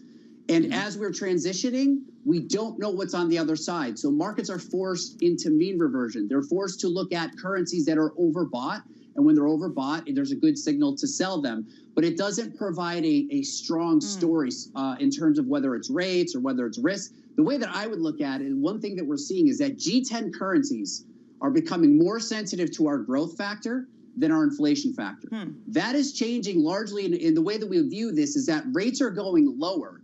The countries that are most vulnerable to mortgage, housing, and domestic concerns are all the small open G10 economies: Sweden, Norway, Australia, New Zealand, Canada. So I believe as rates move lower in a synchronized fashion, that boosts growth expectations for 2025, which is a stronger signal for currencies than relative rate differentials. I would go with the story that if growth's improving, and risk markets are looking for more liquidity to come from China, and they're looking for easing of financial conditions, it's absolutely unequivocally bearish for the dollar, and is bullish for some of the good you found a story. quality. You found a story. You said there's no macro story. You found one for us, so we appreciate that, Mark. We got to end it there, I'm afraid. Thanks so much for joining us. Mark McCormick of TD Securities. Man, you're American and you're full bull dollar. I'm full bull dollar. I've just got to start the green card process. Do you think any of the tally goes towards that? No. I can't help you there. You're on your own with that, buddy. I'm sorry. Okay, coming up. Can I talk about this is F1? This is her Can I go moment. there? Can I go there? We're going to talk about Williams Racing. They kicked off the 2024 season as major shakeups grip F1. We're going to bring you my interview with Team Principal James Vowles. That's next here on Bloomberg Brief.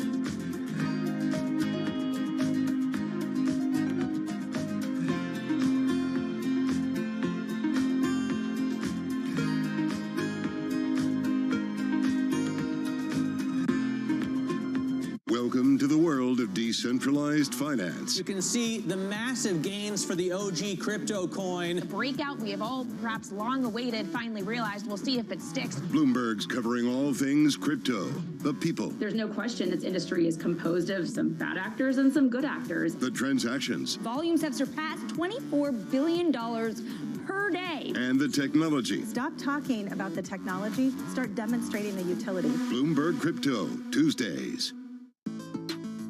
How are you feeling right now about the state of the industry and what it's going to look like in the next couple of years? The big picture is it has never been more, I would say, volatile. I mean, it has, but it is continues to be volatile. But like you said, we did see real signs of life this summer. So generally speaking, box office is down globally around 20% to 2019, so pre-pandemic levels. But this summer, it was 5% down. Right, so it would suggest that even though there were winners and losers of this summer, and obviously we had the two big juggernauts with Barbie and Oppenheimer, movie-going begets movie-going, right? So when there's a season filled with, good movies that people want to see, I was made to feel pretty optimistic about what we saw in the summer.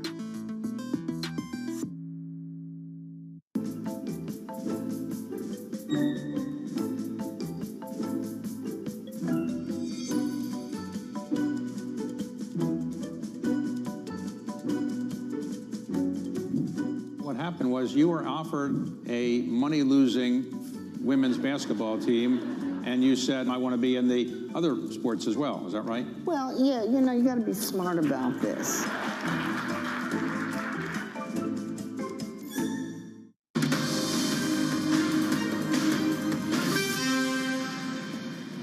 It's Bloomberg Brief. I'm Danny Berger with Manus Cranny in New York. We've teased it all show, Manus, so let's get to it. Formula One racers are gearing up for the season kickoff later at the start of March. I caught up with the team principals of Williams Racing as a British storied team navigates through financial instability and industry drama. Take a listen. I'm confident that the amount we're pushing ourselves is more than certainly our direct rivals around us. And here's why. I'm not interested in 23 or 24, even 25 for that matter. I'm interested in the long-term success of this organization. And I'm not fearful of any repercussions of us even going backwards relative to where we were. Because everything I'm doing, I know, is correct for the long-term sustainability and future of the team. Why would that happen? What is your sort of calculation of going backwards before forwards? There are a number of elements that if they're not done correctly, so you can do short-term fixes that may produce a little bit of gain, but that's not what's going to help you. What you need to do is dig out really to the foundations and make sure that those are correct. If you put a sticky plaster over the top of it, you'll help yourself short-term. And you may even get a short-term result lead out of it. And then in 1 or 2 years, it will start to falter. Right.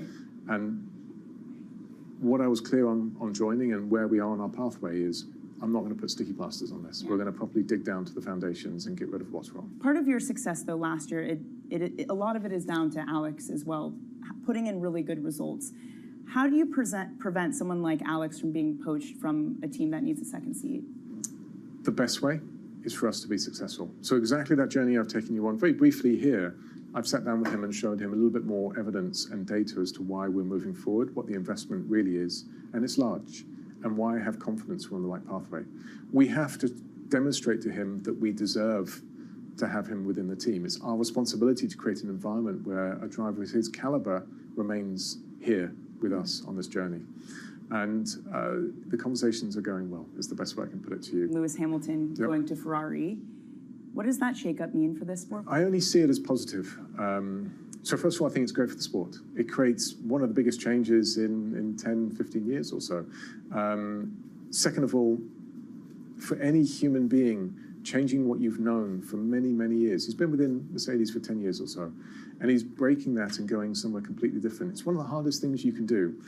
But he's someone, much like myself, who enjoys challenging himself to the absolute limits and proving to himself that he's able to adapt and overcome obstacles in his way. And it's one of the largest ways of doing it and significant ways of doing it. it's also, for most drivers, there is an accolade to being in Ferrari. Ferrari is the team that's been here for the longest period of time in terms of the years, but also has the most world championships behind it. It has huge heritage backing it. And Lewis wants to challenge himself and what is considered really the most successful team in the sport. And for Mercedes, they have the same belief or similar belief, wouldn't surprise you to me, that they believe in investing in future generations. And they do have good drivers on their way through the ranks that will be with them very shortly. So that would be what I call a short-term pain for them. Without question, it'd be short-term pain because Lewis is an incredible asset. Do you think they pull someone up from that sort of lineup then? Very much them to go through that question, but they have someone who's going to be in just one step below in 2024, who someone I've known since the age of 11 and brought him up through his career. And he has the capability to do it. Who's that? His name's Kimi Antonelli, so young individual.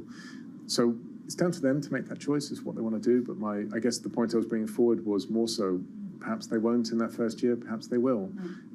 But their success will be by investing into future generations, and that will be how Mercedes comes back to the fore as the result of things. So I think Ferrari gain huge amounts of experience. Is there more drama to come after this? Oh, very possibly, but that's the beauty of our sport. That is we create drama just for fun. The mayor here, Eric Adams, has been very vocal that he would love to see an F1 street circuit here. What do you think about that? Would you like that? Would the drivers like something like that? 100% in support, 100%. You have one of the most iconic, if not the most iconic city in the world, and to have us have the ability to go here with what I think is the best show in the world, I can't wait for that opportunity to arise.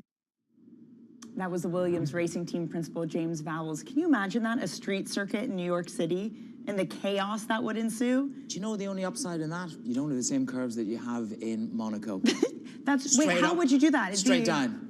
A grid? It's whether you go to Brooklyn or not. I mean, great interview, great conversation. So what age are these boys on the and girls on these teams? So, well, they're all boys at this point. They're all boys. They're all boys. There have been occasional instances where, this is actually something James talked about too. He encouraged more women. This is the unveiling of the car, So I'm going to lose you to Formula One. Unfortunately, I think I'm too old. So their team, their oldest driver is Alex Albon. He's 27. Neither of us make the cut, man. So he's going to go to Mercedes.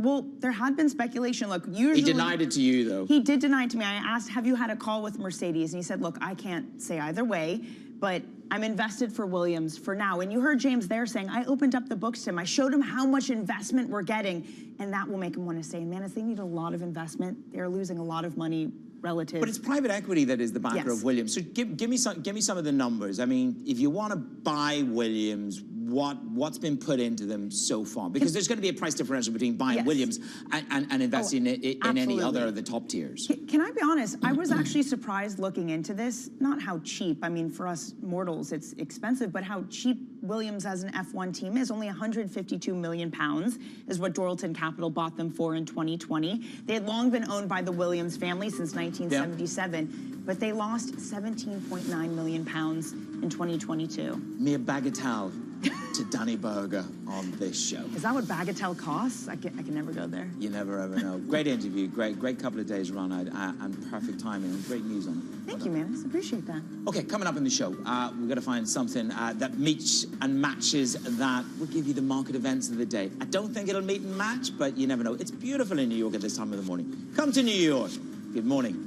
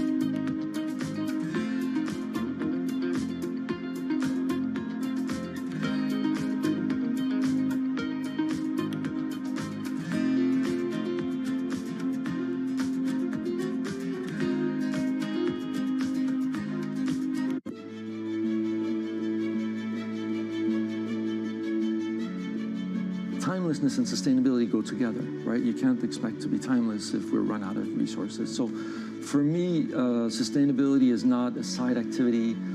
It's not a reaction to external pressure. It's core to who we are, what we stand for. And to a very strong extent, it's about future-proofing our business, right?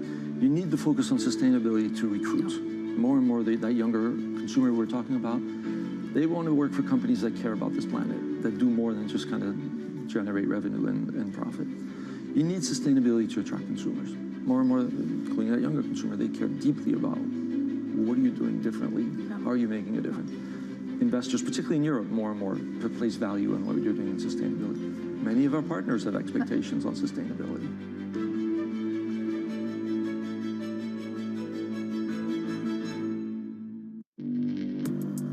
Access the financial world on demand. Hear from leading economists, policymakers, and industry experts via live and on-demand webinars, only from Bloomberg. Start exploring to see what's moving the markets. Visit Bloomberg.com/webinars.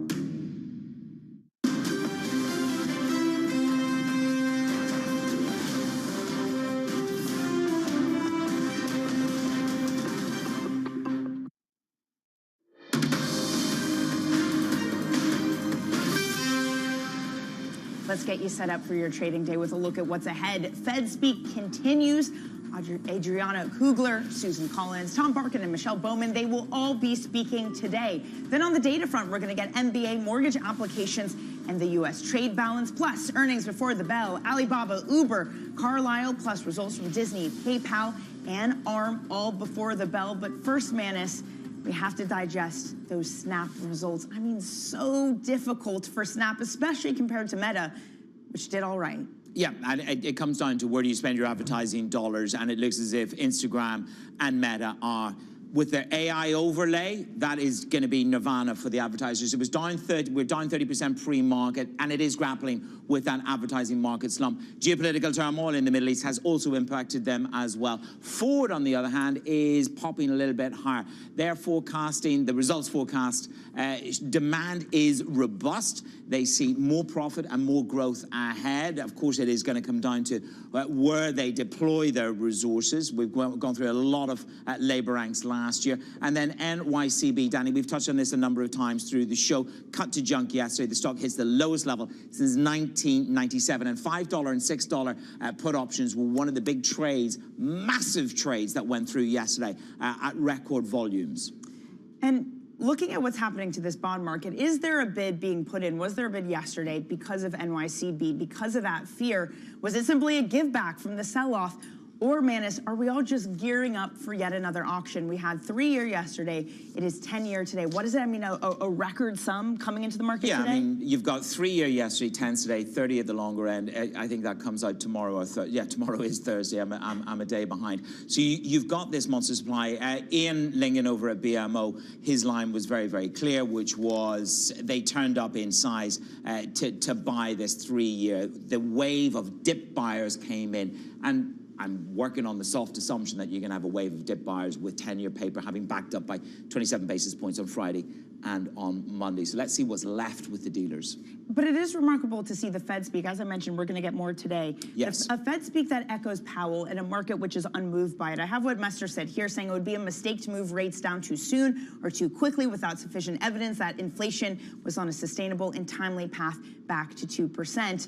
But you hear someone from Mark McCormick basically saying, look, I don't care about growth picking up. It's inflation coming down, means that the Fed can cut sooner. But McCormick went on to say, he talked about inflation used to be the driver of where the currencies went. He believes that growth is now that driver. And to that extent, you're still going to have that unique, powerful, U.S. dominant growth story relative to perhaps some of the other nations out there. I'm tempted to say it's the hedonism. Love that word. I do love that word. It's good. But it's the American consumer, man. She's back, and she's going to help the American consumer dream. I will do my best. Okay, while I go off and do that, that's it for us. Surveillance is up ahead.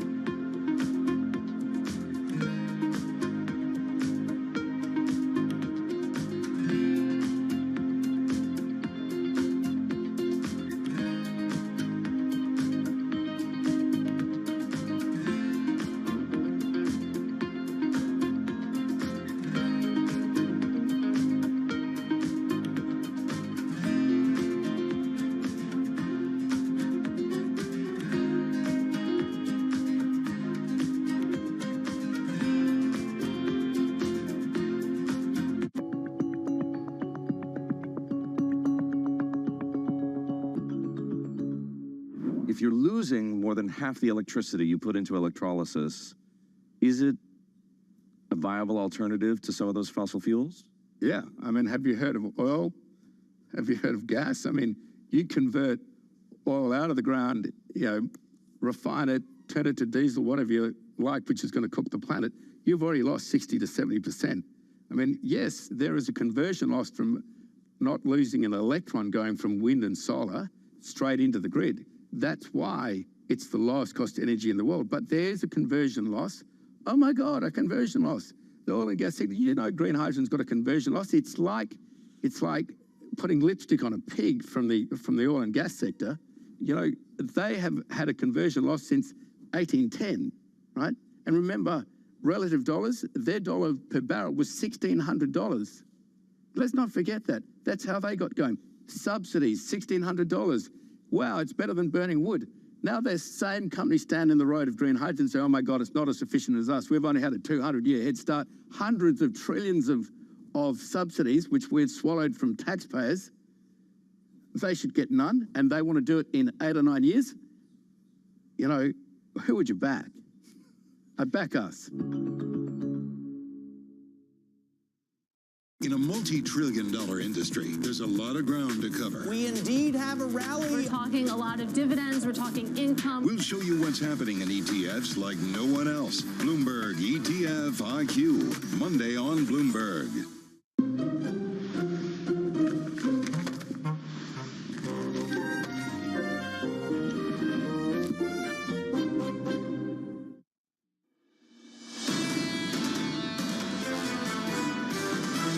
It seems like the stage is set for the Fed to have a slow decline in rates. If you continue to see that strong growth, you could actually get that soft landing that we had been looking for. It does seem ultimately growth is going to have to slow. If the economy slows more than sort of a Goldilocks landing, the Fed has room to cut rates maybe a little bit more. I do believe in Goldilocks. Productivity is higher, and these trade-offs are going to continue to be the Fed's dream come true. This is Bloomberg Surveillance with Jonathan Ferro, Lisa Abramowitz, and Anne-Marie Hordern. Live from New York City for our audience worldwide. Good morning, good morning. This is Bloomberg Surveillance alongside Lisa Abramowitz together with Anne-Marie Hordern. I'm Jonathan Ferro. Your equity market on the S&P 500 slightly negative, down by 0.1%. One bank in focus since the end of January, NYCB. Their stock is down 6% in the pre-market. Lisa, we're talking about cutting in half, more than cutting in half, the market cap of this bank in just about a week. Downgraded to junk, and not just because of concerns about property, also because they can't keep their staff around. Their chief risk officer and their chief audit officer departing this month or last month. Now a question of who's going to lead this bank. Key question when you take it back, is this just a repeat of what we saw last year on every level with respect to community banks? And are we seeing the beginning of that kind of fear of contagion work its way into markets? So with a key difference, so last year is a rate shock that we all had to work through. This year, potentially, I stress potentially, a credit shock. And it feels like a perfect storm for commercial real estate. We've been talking about it now for the best part of 12, 18 months. It's been on everybody's horizon. You've got higher rates, higher vacancy rates, and all at the same time, you've got these loans coming due as well. It's kind of like the perfect storm for this particular spot of credit. For this particular spot of credit in this particular bank, the key question is, we were talking about a rate shock last year. People now saying, now is the rate shock, because what you actually have now are some of these loans coming due. So do you see this sort of delayed and deferred rate shock come to the fore in a more meaningful way? And finally, we saw someone in Washington asked about this. Treasury Secretary Janet Yellen was asked about it. She says, I'm concerned. She thinks it's manageable. She didn't want to discuss an individual bank in depth, but clearly this has the eyes of individuals in Washington about potentially if this doesn't stay idiosyncratic. So the question I'd ask, bank problem, sector problem, or market problem? Which one is it at the moment? At the moment, it's a sector problem, because if you take a look at just the KBW index, it's down, I think, 11% just since January 29th. It's also a question with respect to specific banks that are going to that $100 billion level of assets and what kind of regulations. But if you saw, there were actually European banks that are struggling on the heels of this because of commercial real estate exposure in the United States. There's sort of the sniffing out of something that's maybe a little bit bigger, but maybe people are just looking for things to worry about. Frankfurt, Tokyo, New York, this is becoming a global issue, Bramo. That's the reason why I say it's unclear if it's just isolated to this particular sector. A lot of people saying it's contained. It's idiosyncratic. I know you love that word. I guess we shall see. If you get enough idiosyncratic issues on top of one another, it's no longer idiosyncratic, right? Right, so we have to wait to see if there are others. I will just say, today feels like deja vu all over again. I was looking at Yogi Berra quotes this morning because I was just feeling like frustrated with this sort of narrative roulette that ran out of themes, right? We're dealing with one theme after another. Banking crisis yet again. We're dealing with the issue of no landing, soft landing, who landing. We're dealing with Trump versus Biden. We're dealing with Chiefs versus 49ers. We're dealing with everything that just sort of happened in another year. The bundle's back to the future. Exactly, that's exactly it. We're talking about sports bundles. I mean, come on. We're going to be talking about that a little bit later. Just to get you up to speed on NYCB, that stock is negative in the pre-market. Double-digit losses for the fourth time in 5 days yesterday. And we're down another 6 or 7% in the pre-market at the moment. The broader market is okay. Equity futures on the S&P 500 shaping up as follows. We're negative here by 0.05%. Yields are higher by a couple of basis points on a 10-year 4.1172. Coming up in just a moment, we'll catch up with Tony Dwyer of Canaccord Genuity as New York Community Bank plunges yet again. Kim Wallace of 22V Research with a border deal and aid for Ukraine set to fail on Capitol Hill. And Bloomberg's Geetha Raghunathan with a shake-up in sports streaming and Disney earnings on deck. It's back to the bundle, Bramo, back to the bundle. I remember when we were talking with Michael Nathanson about what is the sort of new model for streaming. And he said, it's the old model. Go back to the bundle. Well, guess where we are right now? And guess who's joining us a little bit later? Michael Nathanson. Michael's coming up a little bit later this morning. Look out for that. We begin with our top story today, losing more than half its market cap in just a week. New York Community Bank plunging once more after a ratings cut to junk by Moody's saying, quote, NYCB's core historical, commercial and estate lending, significant and unanticipated losses on its New York office and multifamily property could create potential confidence sensitivity. Tony Dwyer of Canaccord Genuity joins us around the table for more. Tony, good morning to you. Good morning, good morning. Good morning, sir. It's good to see you, buddy, in person. Let's get straight into it. Do we have a single bank problem? Do we have a sector issue? Or do we have a market problem too? It's all of the three, but it's just not catastrophic. I think after the great financial crisis, John, everybody's waiting for that one thing in the financial sector that's going to blow up the system and create that kind of ultimate whoosh that we're going to get that creates the low that's identifiable. And this whole commercial real estate thing, it's not levered and owned by the same place that it was during the great financial crisis. So it's all three to a lesser degree, which is why we're talking in the green room. We kind of still have the zombie.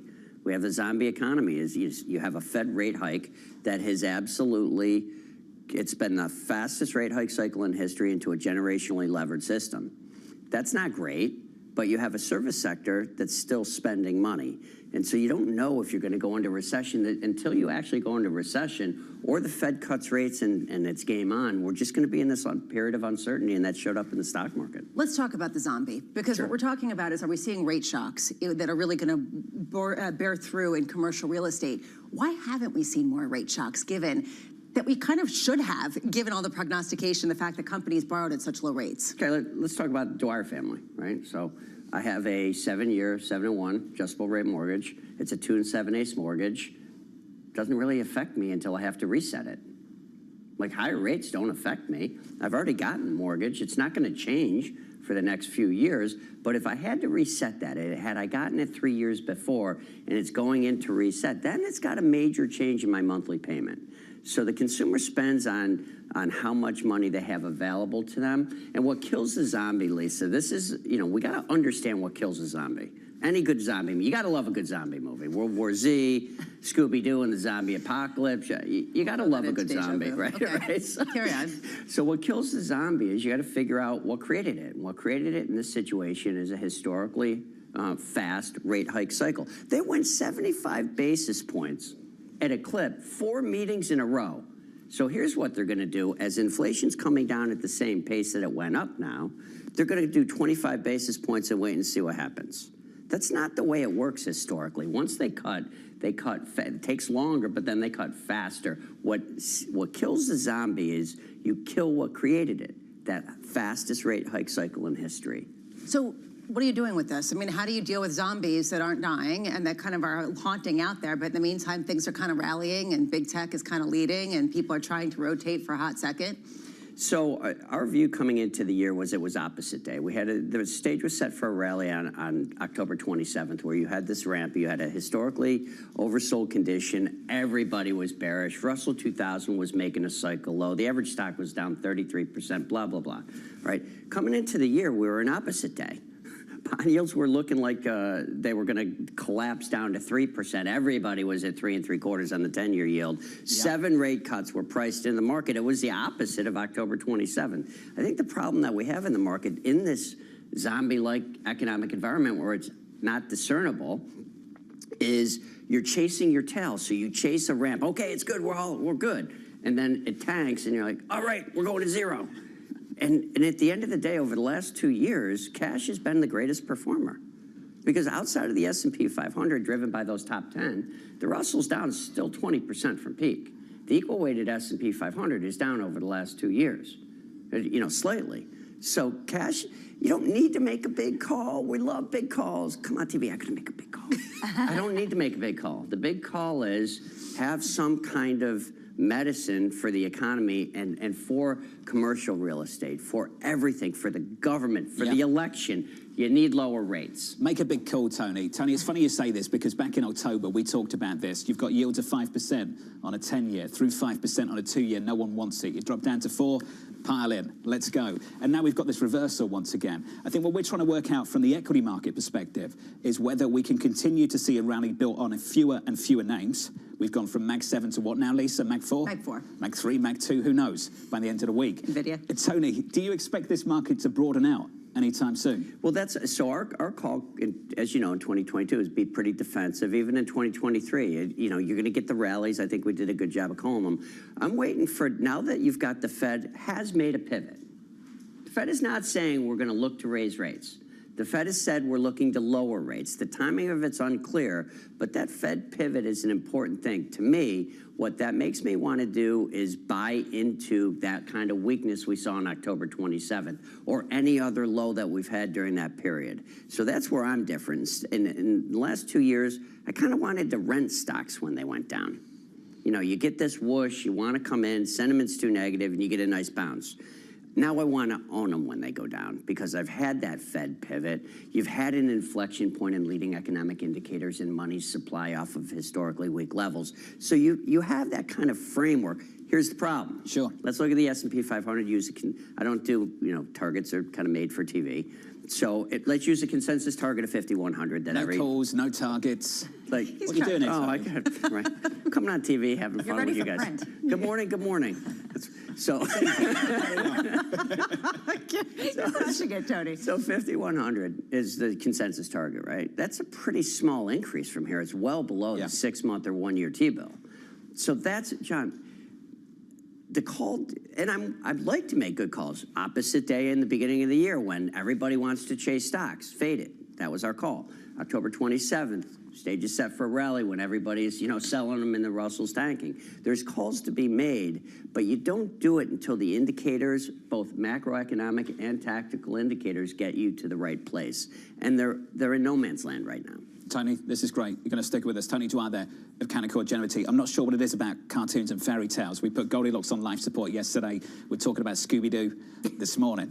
We're trying to broaden the audience here. We're trying to make Lisa laugh. We're trying to reach a younger cohort. I can say, though, that the feeling of frustration and turning to cartoons highlights this feeling that we've been here before, maybe in a younger year, and are just trying to sort of, embody the frustration that a lot of people feel. Executive producer writes in, do we need to bill Tony for the use of John's trademark after the hit? I mean, maybe. Equity futures on the S&P negative here by 0.06%. Let's get you an update on stories elsewhere this morning. Here's your Bloomberg Brief with Danny Berger. Hey, Danny. Hey, John. PIMCO says the Bank of Japan may scrap its negative interest rate policy as soon as March and hike multiple times this year. The firm predicts that the BOJ will raise its benchmark to 0% in March or April before hiking by a quarter point by year end. PIMCO says quickening wage growth will likely create persistent inflation, allowing the central bank to exit negative rates. House Republicans are vowing to bring articles of impeachment for Homeland Secretary Alejandro Mayorkas back to the floor.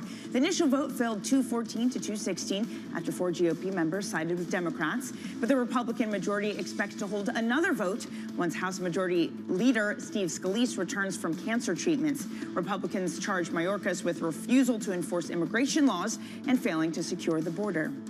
Online talk show host Tucker Carlson says he will soon interview Russian President Vladimir Putin. The former Fox News anchor had been spotted in Moscow in recent days. The interview would be Putin's first conversation with Western media since the beginning of the Russian invasion of Ukraine. Carlson says he also intends to interview Ukrainian President Vladimir Zelensky. That's your Bloomberg Brief. John. Danny, thank you. Just to take a moment on that story, AMH, I'm not sure we can cover that story without pointing out the criticism of Tucker Carlson of traditional media. And he failed to acknowledge that there are journalists in that country who have tried to cover this conflict who are now in prison. Plenty of organizations around the world have reached out for an interview with President Putin. They just haven't been given one. Right. And Tucker Carlson, in this video, he taped in Moscow before he sat down with President Putin, which, by the way, we should note, the Kremlin confirms that Tucker Carlson and Putin did, in fact, sit down, and Putin gave him this interview.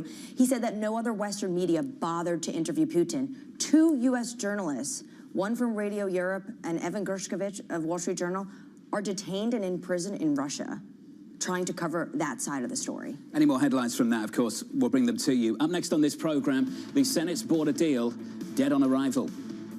We can't walk away now. That's what Putin's betting on. Supporting this bill is standing up to Putin. Opposing this bill is playing into his hands. That conversation is coming up next, live from New York City this morning. You're watching Bloomberg TV.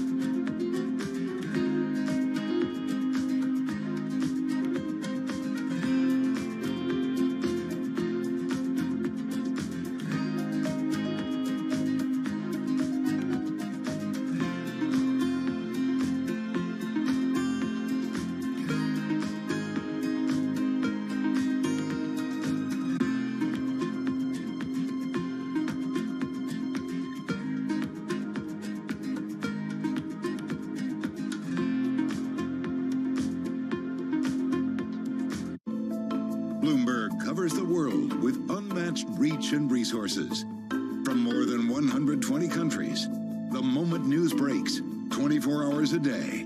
Bloomberg, context changes everything.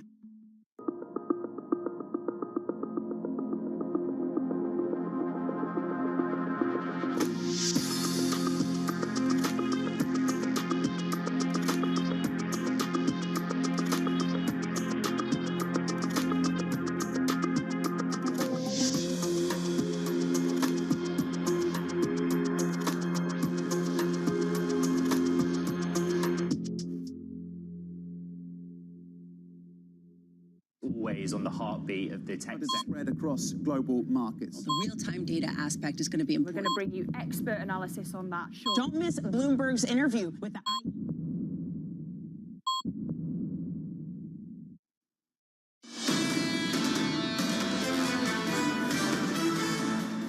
Live from New York City, equities a little bit softer. On the S&P 500, we're down here by 0.06%. Yields are higher by a single basis point, 411.53 on a 10-year.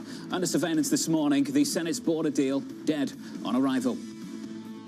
All indications are this bill won't even move forward to the Senate floor. Why?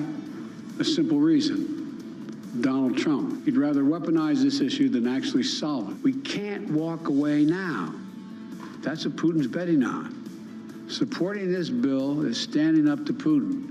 Opposing this bill is playing into his hands. Here's the latest this morning. The president pinning the blame directly on Donald Trump for tanking the Senate's deal to secure the southern border and provide aid to Ukraine. Kim Wallace of 22V Research remaining optimistic that something can still get done, writing this. A high conviction call remains that both Israel and Ukraine receive U.S. assistance this quarter, possibly as early as this month. The fate of the less market-relevant border agreement may not survive in any form, but it's too early to know.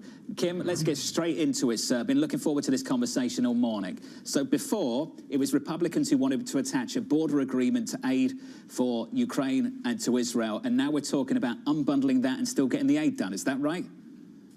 That's certainly a possibility. One thing we can't know is what's going to happen next on the House floor and in negotiations between the House and the Senate. That's been proven steadily the last year. My point is, it's now that the border deal has been jettisoned by the people who asked for it, the next pertinent question is, does that mean the linkage between a border policy and Ukraine aid is no longer viable? Or, different way to ask the same question, does Ukraine aid die in the House along with border policy? My guess is no. Well, a lot of Republican senators, to John's point, were linking this, and they said they will not sign up for Ukraine aid until the border is fixed, not just the border fixed, but parole, asylum provision changes. So do they need to still work on the border before they even begin discussing aid to Ukraine? I'm not sure, because reading the bill, and I don't know how many members of Congress have actually read the Langford-Murphy-Sinema agreement. It's extraordinarily detailed. It is comprehensive. I won't compare it to what was done under Reagan, but certainly it approximates what Ted Kennedy was attempting to negotiate 30 years ago. Everything that's been asked for, and we do, let's face it, we have a beyond decrepit and broken immigration system, not just in the southern border, but period. But everything that's been asked for, more enforcement agents, more money for judges to move through asylum applications and decide on refugees. All of that is in the bill, along with a reform of immigration from the top to the bottom. It's an expansive bill. I would think that you'd keep that language in the drawer. If it's not viable in 2024, keep it in the drawer and see if it can come back in 2025. But the real question, and of course the market relevant question, is what happens to the war assistance aid, not just for the countries Israel and Ukraine, but also the request for defense industrial base investments and other things that apply to the U.S. directly. Well, let's go to some of the war aid. Yesterday in the House, there was no agreement on a clean Israel bill. You have hawks, fiscal hawks, saying it's not paid for. You have progressives who don't want to vote for it, especially because it's no strings attached. How does Israel aid get done without being paid for in the House and at the same time making sure Democrats can vote for it when Biden said he's going to veto a clean bill? You know, I don't mean to, certainly this is not jocularity on display, but we have a pattern that's been established the last 13 months at least in the House of Representatives and in the Senate for that matter. Each body needs to pass legislation that they can pass. And then you find out what the negotiation can become. It's sort of a public discovery process as opposed to one that's usually negotiated in private. I am of the mind strongly, if you go back to the debt deal in May, that was dead 3 or 4 times within a week before it was alive and passed quickly. It's hard to predict what the next turn in negotiations are in Congress, largely because, as we saw last night, it's very difficult to count votes in the House. And in the Senate, they are more than likely going to send the House war supplemental aid with both bills, or both countries covered, and find out what happens. That's certainly one path, but I wouldn't preclude the numerous paths. I would focus more on the outcome. And the outcome for most members, their incentives are to provide aid to Israel and Ukraine. How they get there will be interesting to watch. Well, the headline in the New York Times was a day of dysfunction. When you take a look at the Wall Street Journal, it's talking about how people have less confidence in the longer-term economic outlook simply because there is a feeling of things not getting done. And then Jay Powell on Sunday in the 60 Minutes interview talked about how in the long run, the U.S. is on an unsustainable fiscal path, and that just means the debt is growing faster than the economy. It's probably time or past time to get back to an adult conversation among elected officials about getting the federal government back on a sustainable fiscal path. Are there any adult conversations, Kim, happening right now? Yes, several of them. They just don't surface because they don't win the day and they don't drive headlines. But Chair Powell's point, and a lot of people's point, is that fiscal risk is coming. It's looming on the horizon. Washington hopes that it can ignore it for another 3 or 4 quarters so they get beyond the election. But this is the year that we pass, according to CBO's projections, and they update their projections today at 2 p.m. It's the first economic and budget outlook from them for 2024. They have said, beginning this year, net interest payments will exceed the primary deficit as part of the total deficit. So we will be paying bondholders more than we are paying for programs, all of it with deficit spending. Amazing. That's not sustainable. I don't know how long it can go on, but you have to be concerned about issues like treasury issuance, appetite for that issuance, and official liquidity. All of these discussions are adult and they're going on in the background. Maybe not on Capitol Hill yet. Hey, Kim, this was great. It's good to hear from you, sir. Let's do this again soon. Kim Wallace there of 22V Research. Lisa, run on time. $42 billion of 10-year notes coming today. Tomorrow, I believe, $25 billion of 30-year bonds. It's going to be a record issuance of 10-year notes today. And this really goes to Kim's point, which is we are paying for interest payments with new debt payments. This is like a classic PIK toggle bond in high-yield bond land, which is basically the most risky thing you could possibly do, where you basically defer all of your debt interest and you borrow more to pay for it. Those bonds are not treated kindly in the market, yet U.S. Treasuries have not yet woken up to that. Tony, let's talk about this. What is happening in the fixed income market? I remember a few months ago we were worried about the deficit. Now we're comfortable again. How worried are you? So you cannot fix debt with exponentially more debt. The issue with that, John, that's been the case since 1987 when I got into the market. Like, this is stuff that strategists and macroeconomists have been talking about since the early 1980s. Let me give you a little perspective in that.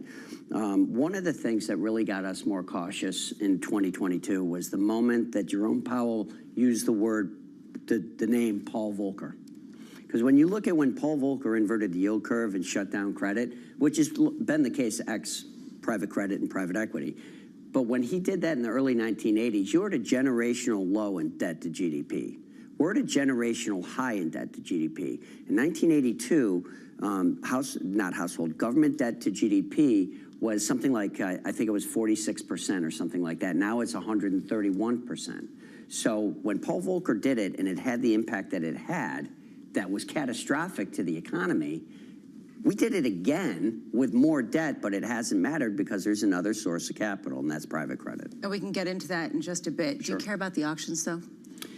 The auction stuff, it was a great shock when Janet Yellen announced, former Fed official, now working for the Democratic institution, said that they were going to lower the amount of long-duration maturities when the market was worried about that. That was so surprising. So yes, I'm worried about it when it's being priced in right now.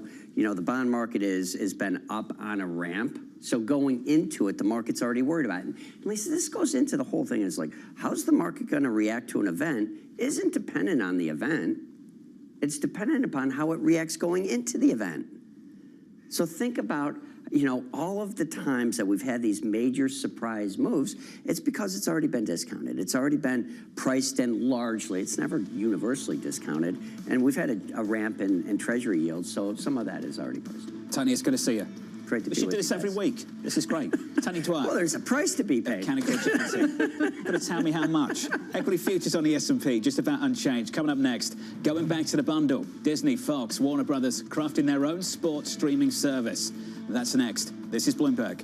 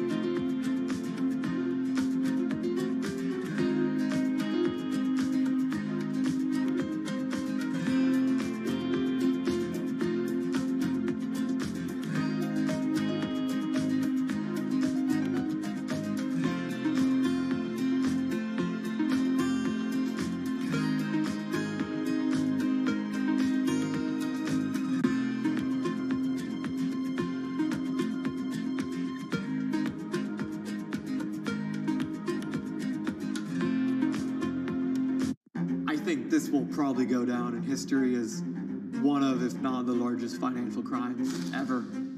I cannot imagine a scenario where $8 billion just disappears. Bankman-Fried has pled not guilty to multiple fraud charges. Sam was just too important in the crypto community. When someone says, I'm going to give $1 billion in the next 2 years, like that catches everybody's attention. As time went on, their ideas got like weirder and weirder. I don't think he even had almost a conception at some point that it was wrong or right. I think he just had the mentality that he has to win. This committee will not stop until we uncover the full truth behind the collapse of FTX. Sue, Mark. Are you in? I'm in. I'm in. We're in. Will this be the last of its kind? No. This is the nature of capitalism. Get over it. Bloomberg has enhanced search on the terminal to deliver what you need when you need it. Now, you can simply type phrases in everyday English in the command line. Compare financials. Find people. Analyze markets. You can enter phrases or ask questions. What do you want to know today? Ask a question or visit SearchGo to find answers now.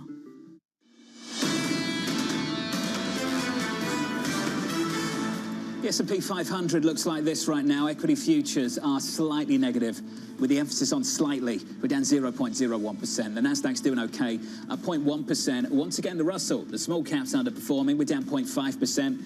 Yesterday, okay session for the small caps, but rock bottom.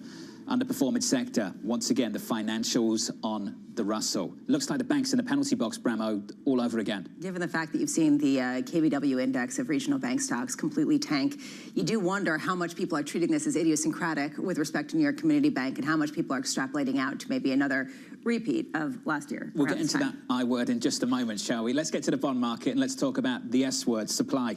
The 2-year, the 10-year yields are just a little bit higher by a basis point on a 10-year, 4.1153. Let's call it unchanged on a 2-year at 4.40. I'll go over the numbers again. At least I can talk about the significance of this and give you some scope. 42 billion of 10-year notes today. Tomorrow, 25 billion of 30-year bonds. Lisa, that's a lot of supply. Yesterday, there was a 3-year bond auction that went okay. It actually went pretty well. Question is, as you get longer duration, how much do people get worried about the sustainability of the debt path that the U.S. has? How much do people start to bake in that premium? How worried are people about resurgent inflation and a no landing, soft landing, who knows landing kind of economy? But there's this issue here. As we deal with this, when do the auctions become important? When they have some kind of hiccup. Otherwise, people ignore them. When yields get closer to 5%. Maybe. Maybe. Or just any kind of disruption that sort of suggests that can give people some room to run with that kind of narrative. Let's get into foreign exchange. The euro finding some stability just yesterday after the biggest 2-day drop going back to September, I think, over the previous 2 days before yesterday. The euro right now, 107.68, positive by 0.1%. This tension around the ECB, Lisa, you look at the data coming out of the United States at the moment, strong. You listen to the guidance from the Federal Reserve pushing back.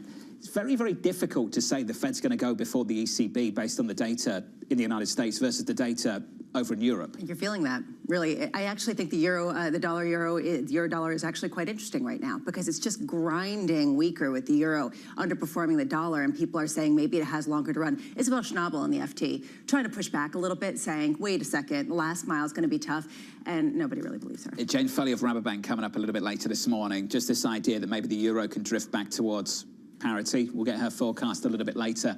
Under surveillance this morning, our top story, one of them at least, House Speaker Mike Johnson suffering back-to-back defeats. House Republicans failing to impeach Homeland Security Secretary Alejandro Mayorkas yesterday by a vote of 214 to 216. Just moments later, a bill providing aid to Israel without additional funding for Ukraine also failed in the House. Speaker Johnson threatening to bring back articles of impeachment against Secretary Mayorkas when the votes are ready in the coming days. Anne-Marie, it feels like McCarthy on repeat down in Washington, D.C. Oh, certainly. The pressure is rising for Speaker Johnson. This is what Punchbowl News put out this morning. Quote, "It is truly one of the most embarrassing days in recent House GOP history." Think about how embarrassing the last few months have been for this House caucus of Republicans. And Punchbowl is saying this is one of the most embarrassing back-to-back defeats. Why did you put the Clean Israel bill on the floor if you knew it was going to be shut down? Why did you put my impeachment of Mayorkas on the floor if you knew you didn't have the votes? They knew that a few Republicans were going to join Democrats and shut it down. This is something that you promised your base you were going to do, and then you have back-to-back defeats. What are you offering to the Senate to try to get some sort of agreement? You your own question. Why? Why did they? I think they thought potentially they had a little bit of wiggle room with some people not being present. But you did have a Democrat who was at the doctor who then made it back to vote on this. But it just means that they're not whipping correctly. So something seems to be off, you know, with the structure of how they're operating. But back-to-back defeats, it is embarrassing, per Punch Bowl's words. Well, for me, I'm just wondering, how do you get beyond just being a party of no? Mayorkas impeachment, no. Border bill with some of Ukraine aid, no. Standalone Israel bill, no. Nikki Haley lost to none of these above. Options in Nevada. I mean, really, like how many no's can we get in one day? Isn't the current sitting president campaigning on a big no? Basically saying Donald Trump no? Isn't that ultimately the campaign of the current Democratic president this campaign season? And in fairness, the campaign from former President Trump is no as well. So you have no, no, no, no, no, and no wonder people don't feel particularly confident. Not much of a vision at all, is it? Exactly. No. Should we move on? Maybe we should. Let's talk about financials. New York Community Bank losing more than half of its market cap in about a week. The stock falling to the lowest level since 1997. And Moody's cutting its credit to junk. The agency warning of NYCB's holdings in commercial real estate. NYCB's CEO defending the bank after the downgrade and pledging to bring in a new chief risk officer and chief audit executive. When you have to do that, Lisa, you know you're in a tough spot. They're in a tough spot. Which is the reason why you're seeing the shares fall commensurately. The I word is really what we have to talk about. How idiosyncratic is this? How much is this hinged on two properties that are defaulting? How much is this starting to broaden out, given the fact that we're seeing in Germany, for example, some lenders deal with U.S. commercial real estate issues. You're seeing that in Japan. You're seeing that with other potential firms in the U.S. When do we see it kind of, the zombies, to use Tony Dwyer's analogy, when do we see the zombies actually come to the fore and bite versus just kind of lurk out there? What's unsettling, I think, about NYCB is that it was just 2 loans. And I'm not saying it's just 2 loans, but the big part of that story in the last week or so was just 2 loans. The idiosyncratic work is interesting, so let's work with that. You've got higher rates. That is not idiosyncratic. A lot of people have got to work with that. The commercial real estate thing, I don't think we can say it's idiosyncratic for a couple of lenders. Everybody's got to deal with that. Vacancy rates are down. We're seeing these loans mature this year, a lot of them all at the same time. That's problematic. Where there is a unique aspect to the NYCB story is just operating in certain markets where you can't put up rents in the way that you'd like them to. I think that is slightly unique to some lenders in certain markets. But the overall story, higher rates, lower vacancy rates, all of these deals coming due at the same time, I don't think that's that idiosyncratic. I think that's a big theme for 2024. You throw in the regulatory overhang and the potential to have to increase withholdings if you cross a certain level. Once again, that also is a pressure that's facing some other banks as well. More on that coming a little bit later. Let's turn to this story. Sports streamers are going back to the bundle. Disney's ESPN, Fox, and Warner Brothers are joining forces to launch a sports streaming service to show games usually seen on traditional TV. Each company will own 1/3 of the new venture. A name and pricing have yet to be announced, but it's expected to launch by the fall. Geetha Raghunathan, Bloomberg Intelligence media analyst, joins us now. Geetha, let's get straight into it. What is driving this story? So I think a lot of different things, John. I mean, we know that Disney has been talking about taking ESPN over the top. They, of course, have, you know, the marquee sports packages and, of course, the flagship ESPN network, which houses some of the best properties when it comes to sports. But really what all of these media companies are facing is, number one, is cord cutting, which is more and more people are leaving the traditional pay TV bundle. We had over 100 million households paying for it about, 8-10 years ago. Right now, that number is 70 million. So 30% of that base has been eroded, and it's probably going to erode and erode much, much faster. And so these companies obviously have to make that pivot and do it soon. And I think more importantly is also the question of costs for them, because if you look at what all of these big media companies are paying, it's about $30 billion that they pay the sports leagues every year in terms of rights fees. I mean, just Disney, Fox, and Warner Brothers Discovery are paying close to about $20 billion or so. So this really kind of helps them pool their resources, you know, and it definitely helps them bid more aggressively for rights that kind of come up rather than against each other. So, Geetha, this is the really important point. I just wonder what this means. If you're the NBA, the NFL, and you're looking at the sports auctions over the next several years, are you disappointed with this? Does this mean you're going to get less money? Maybe. I mean, obviously having more bidders in the market definitely works to the benefit of the leagues. But having said that, we also have many new entrants in the sports bidding market. I would give you the example of Netflix, which just recently bought, you know, WWE for $5 billion. You obviously have Amazon and Apple, which have kind of entered the market in a huge way over the past few years also. So we do have big tech. Of course, you have Google with, you know, NFL Sunday Ticket. So we do have a lot of the big tech players kind of bidding very aggressively. So it's a little bit of both, I would say, John. How close are we, Geetha, to actually going back to a bundle? And then you can basically pay either a separate amount just to get that, or you can get it through both Disney or for potentially Netflix, right? I mean, how far are we from basically going back to where we were before the streaming? Yeah, it's funny, Lisa. I mean, we've come back full circle, right? So what Disney is doing is they know, you know, Disney, Fox, Warner Brothers, they all know that they have an edge against Netflix because they really own the sports part of the whole media equation. I mean, Netflix is kind of now dominating when it comes to entertainment content, and that's fine. But Disney, Fox, Warner Brothers, they're trying to capitalize on what they have, and you know, stem losses and make the most of it. So obviously, I think what we're going to see in a new world is kind of this bifurcation, right? You're going to see a sports bundle and you're going to see an entertainment bundle. Disney obviously is also bundling, you know, this new sports package with its own Hulu and Disney Plus. So I think, you know, that's going to actually help them overall in terms of, you know, selling the entire package. But I think pretty much we're going to see the sports bundle and maybe Netflix and another service. Moffitt Nathanson calls it the skinny sports bundle we've been waiting for. Is there enough content on this to attract all these consumers? I think it definitely has enough content. Does it have everything? No, it doesn't. We're missing, you know, Paramount, which has some of the key NFL packages, which has, you know, March Madness. We're also missing, you know, NBC and Peacock, and that, you know, they obviously have some of the NFL packages as well as the Olympics. So it doesn't necessarily have everything, but I think it's definitely a good first start, and it helps the hardcore sports fan kind of get quite a good array of sports content. Geetha, I'm thinking out loud, which is always dangerous, but bear with me. I'm thinking back to Hulu, which originally was a joint venture between several organizations and now ultimately is something just owned by the Walt Disney Company. Geetha, there was always this question mark about the future of ESPN. As you start to come together with other sports TV providers, could this be an option further down the road for ultimately the Walt Disney Company to spin off ESPN and just be consumed by this new joint venture run by two other companies? Yeah, I definitely think so, John. I mean, that's a really interesting point. It's been kind of brought up over the years many, many times. Definitely possible. I mean, I think what they're going to do eventually is, of course, they have ESPN Plus, which is, you know, kind of their skinny streaming service with some of the second-tier sports.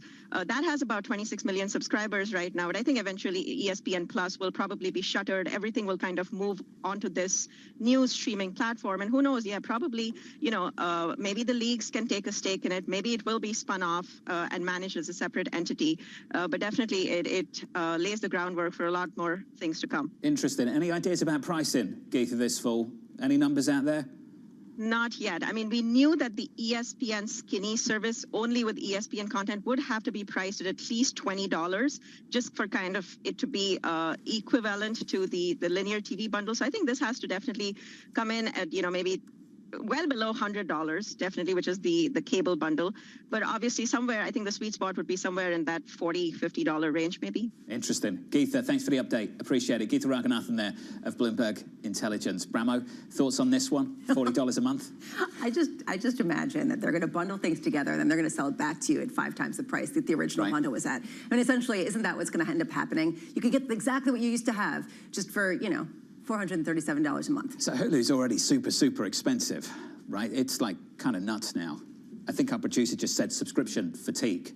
Subscription fatigue is a real thing. Right. So at some point, you might have subscription fatigue in terms of the number of subscriptions. Just a question here, though, of the price and whether people will say, fine, as long as I don't have to search 10 different platforms for my soccer game on a Saturday, I'm okay paying a higher price. But still, some analysts are calling it skinny. And what we heard from Geeta is that there's some NFL games, if you watch American football, there's some NFL games that you have to go then to another subscription for. I mean, isn't the whole point of the bundle? Isn't the whole point of the bundle to one-stop shop? But it's not. I play this game every weekend. It's like, where's the game? I mean, you're living it at home as well. It's like, what is the game on? Is it on Peacock, or can I just watch this? Which is the reason why I ask, how much are you willing to pay to not have to play that game? I'm one of those idiots that will keep on paying. You know, we just love sport that much. That's my point. Keep on paying. That's where they're going to get the money. I know. It's going to get expensive. From idiots like me. Equity futures on the S&P, totally unchanged. Let's get you an update on stories elsewhere this morning. Here's your Bloomberg Brief with Danny Berger. Hey, Danny. Hey, John. Donald Trump has been denied immunity in the case surrounding his efforts to overturn the 2020 election. He attempted to claim that a sitting or former president is immune from criminal charges. The ruling was unanimous from a Washington, D.C. federal appeals court, and now moves Trump closer to the possibility of facing a trial ahead of his November's election. The Republican frontrunner has until Feb 12th to appeal the ruling to the Supreme Court. Shares of Snap plunging in the pre-market trade. It was a disappointing revenue from its holiday quarter.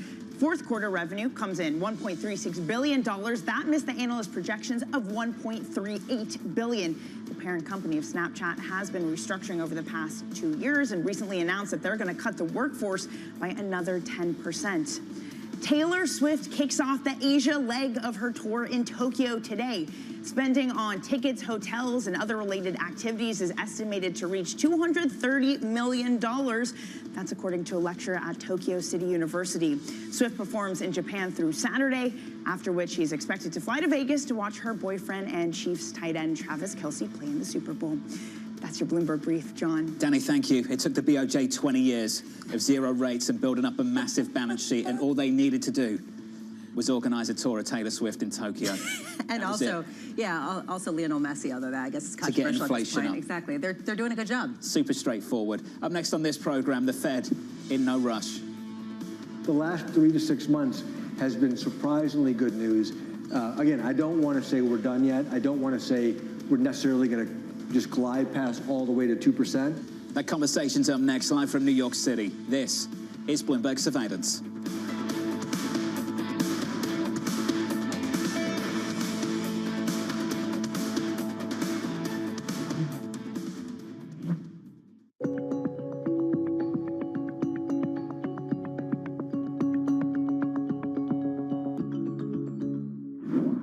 One of the ones we're working on at the moment is how do we charge back into Ukraine as soon as the European authorities say it's safe to fly in Ukraine again. Now, nobody knows when that is going to be. But we were Ukraine's second largest airline when the Russians invaded on the 24th of February last year. We would be Ukraine's biggest airline the week after they tell us it's safe to go back in there, because we're going to charge back in there. Initially, we have a plan to open up about 30 routes from 4 Ukrainian airports back into the European Union. And then we want to, I think within 6 to 12 months, open up 3 or 4 large bases in Ukraine. And we're talking to the Ukrainian authorities about creating an environment, cost agreement, on which we could lead the charge of air travel into a post-war Ukrainian recovery.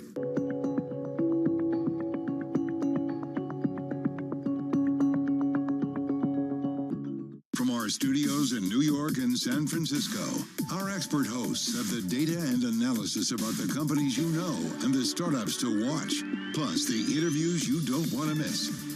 Watch Caroline Hyde and Ed Ludlow on Bloomberg Technology, the only daily business show dedicated to tech, right in the middle of the trading action. 11 a.m. on the East Coast, 8 a.m. in the West. Only on Bloomberg Television. Context changes everything.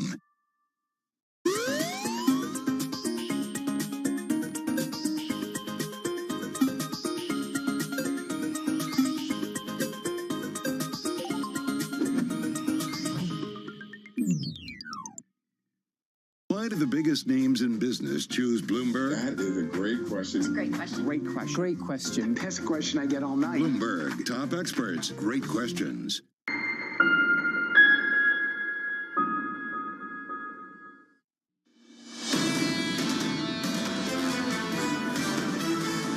Live from New York City, equity futures doing okay, just about unchanged on the S&P 500. Lots of supply coming up over the next 24 hours. 10-year supply today, 30-year supply tomorrow. Yields just a little bit higher, up by 2 basis points, 4.1211 on a 10-year. Under surveillance this morning, the Fed in no rush. The last 3 to 6 months has been surprisingly good news. Again, I don't want to say we're done yet. I don't want to say we're necessarily going to just glide past all the way to 2%. But fingers crossed, the data is looking positive. Here's the latest this morning. Fed officials cautioning against easing too soon. Cleveland Fed President Loretta Mester adding the Fed should look to gain more confidence in order to cut later this year. Jane Foley of Rabobank writing, quote, "The House view is that the Fed is unlikely to start cutting rates before June. We expect dollar strength to moderate in the second half of the year as the Fed's rate-cutting cycle kicks off." Jane Foley, I'm pleased to say, joins us now for more. So, Jane, that's the longer-term view for the second half of the year. Let's deal with the near-term right now. You've got a 3-month price target on euro-dollar of 1.05. My initial question is, why is it 1.05 and not lower, given the recent data we've seen? Well, that's right. You know, that number's been in there for a while, and that certainly seemed more brave, perhaps, at the end of last year when the consensus appeared to believe that the dollar was going to soften. The dollar has